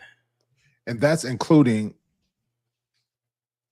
I'm saying that's including, but I believe that's including even if my actions or how I show up in the relationship is starting to look different, that's also worth a conversation. Hey, I'm not ignoring you. I'm not, I know we usually talk every day. We ain't talking like 2-3 weeks. Is there an explanation that should be given? Is there a conversation that should be had? Meaning, I'm not saying the friendship or the relationship is over, but what I'm saying is our engagement on a daily basis is not serving a purpose for me anymore. Listen, bro, that's so good because it begs to ask, have you guys even been checking in with each other? How did you come to this big place of the friendship needs to be over out of the blue? Nah, there was some leading up and you guys haven't been checking in. I had to have a conversation at one point with a friend. The friendship had drastically changed. And this was like almost as soon as it drastically changed, a few weeks later, called this friend. I said, hey, this friendship has shifted dramatically. I just want to make sure that we both consented to this. That's good. And we had a great conversation and recognized like, oh shoot, no, I thought this was just how it had to be. And we were like, neither one of us wanted that. And so we were able to re-engage with intention, but that's because we had a steady pattern of checking in with each other anyway. Yeah. If you ever get to a place to where you're trying to dismiss a friendship and it feels like a shock to the other person, that might be evidence that you guys have not really been operating at a high level of friendship anyway. When it comes to communication and check-ins, like if it's your friend, they should have been updated the first time you felt something weird was off. The first time you wanted to go out and party and do hood rat things, and you was like, I'm not really feeling that. That should have been a conversation. Like, I feel like something's changing for me. Versus, a year later, and you're like, listen, this isn't working for me. We can't be friends anymore. It's like, dang, like where was the heads up along the way? So that's just what I'm saying, man. I think it's good to visit where you are, who you're becoming, who you're connected to, and how they're aiding or how they're preventing you from growing fully into who you're supposed to be, who God has called you to be, into the spaces you're supposed to be in. I understand that sentimental value is there. People have been around for a long time. You share a lot of memories, and you don't have to get rid of them or destroy them, the memories or the good times, in order to move forward. But forward is necessary for you to have a fulfilled life. And if people really care about you, the last thing they want to do is hold you back from the life you feel like you deserve, or the life that you know that is for you. Yeah, I agree. That's how I see it. No, that's solid. That's solid. And to the person, I think that's on the receive, because I've been on both ends, and I think to the person that's on the receiving end of, this friendship, and the other person is saying, hey, they need to move on with life without you. I think taking a moment of pause before you react in the moment, because initially, especially if there hasn't been the type of communication there should have been, especially if it's coming as a shock to you, especially if you feel like, you know what I mean, we've been through thick and thin. I was here for you when your own mama wasn't there for you. All of the things that could come up in those moments. I think taking a moment of pause and actually listening to why the person is saying that, hey, we got to move differently, you know what I mean, would sometimes help even you maybe even understand, and maybe even be in agreement with, you know what? Yeah, you're right. I think it is time for this to kind of dissolve. And this is why it's good on a daily basis just to work on giving language to your thoughts and your feelings. Because sometimes your inability to explain why you can't be friends with this person anymore is the most offensive thing. Yes. Why don't you even know how to give language to this? Yeah. On Instagram, Sindria said that is growth, when you can recognize the purpose of a friendship and let go when it's time. The wealthy wife, he said, I had a friend that I had a hard time communicating issues with because she is capable of framing all grievances as if she is the victim. She feels like when she does certain behaviors, it's no big deal. And I think that sometimes there's certain things that we tolerate in friendships because they're not really hurting us, right? Like, oh, okay, it's fine. You don't hold that person accountable for it. It's Donnie. That's just Mike. That's just, they just get wild. They do crazy things. But when you walk into a season of opportunity for you to then gain interest into an area of life like marriage, that you want to walk into, and the same friend is in your life, and now that behavior could potentially sabotage you getting married, you got a decision to make. Because that person's think about it, when you get married, bro, and I've seen this from a lot of married couples, one of the biggest issues that married people come across that is a detriment to their marriage is the friends of their spouses. Agreed. Are your friends that you've had for years, are they pro this marriage? Are they pro you evolving? Are they pro you reprioritizing your life to where they're not the main character anymore? Are they pro you moving forward even if they don't benefit from it? If you don't have those kind of friends around you, they will be a weight on your marriage. They will. Agreed. And it's so funny you said that. It's people that and you know how cautious I am with using the word friend, but there's friends that I had. Love you, son. It's friends that I've had that when I got married, that's when the friendship stopped, because I can't you DM me pictures of girls with big butts and you trying to DM me all of these other things. Listen, I can't engage in that. You know what I'm saying? We can't talk about it. I can't comment on it. You can't send it to me. You know what I mean? Especially, you know, you as my friend, knowing some of the struggles that I've had, like, okay, you still on the same shit. I'm not on that no more. And we can't partner in this next phase of my life because you clearly are still on that. No shade to you. Keep doing your thing. Just not with me. Yeah. Ladies and gentlemen, we hope you appreciated tonight's show. I feel like some nice things came out of this conversation tonight. The things that were definitely necessary for just continuing to grow and evolve in the direction you're trying to go. That's it, man. That's what it comes to. Man. This was good tonight, man. At the end of every show, we like to leave you guys with a resource though as well. So if I can get that pulled up at some point, which is not letting me. Maybe it's not happening tonight. Well, at the end of every show, we like to leave you guys with a resource, and that resource is 988. 988 is a number you can call or text or go online and connect with someone who can get you connected to a therapist, a support group, a life coach even, or resources.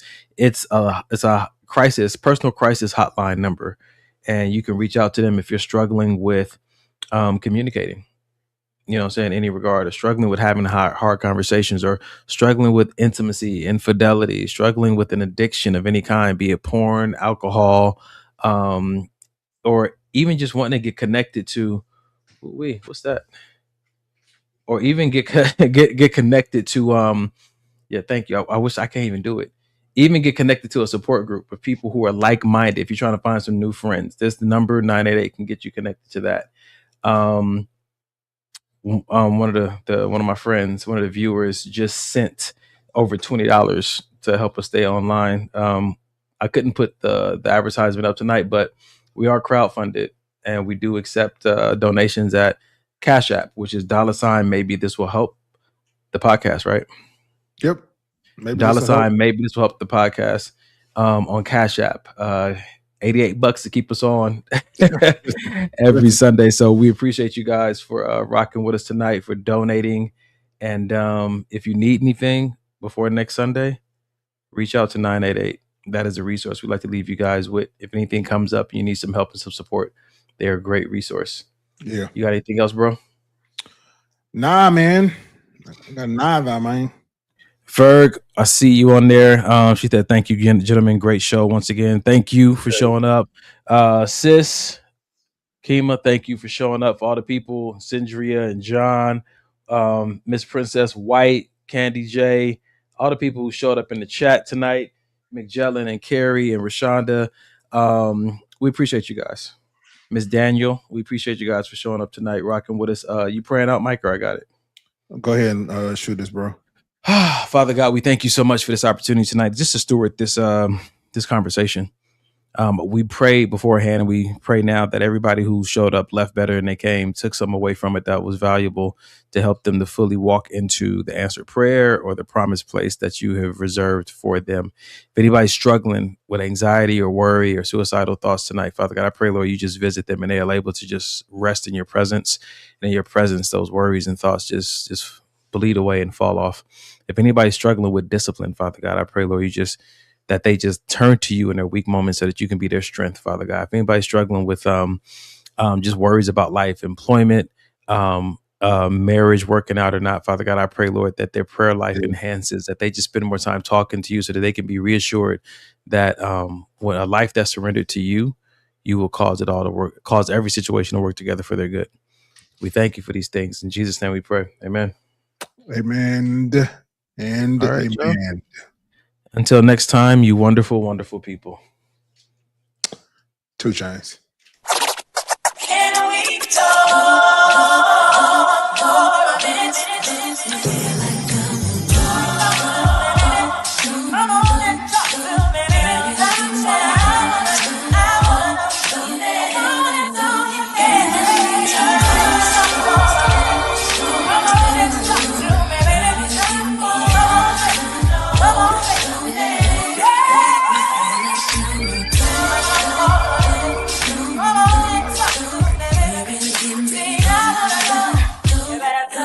Come and talk to me. I really want to meet you, girl. I really want to know your name. Maybe this will help.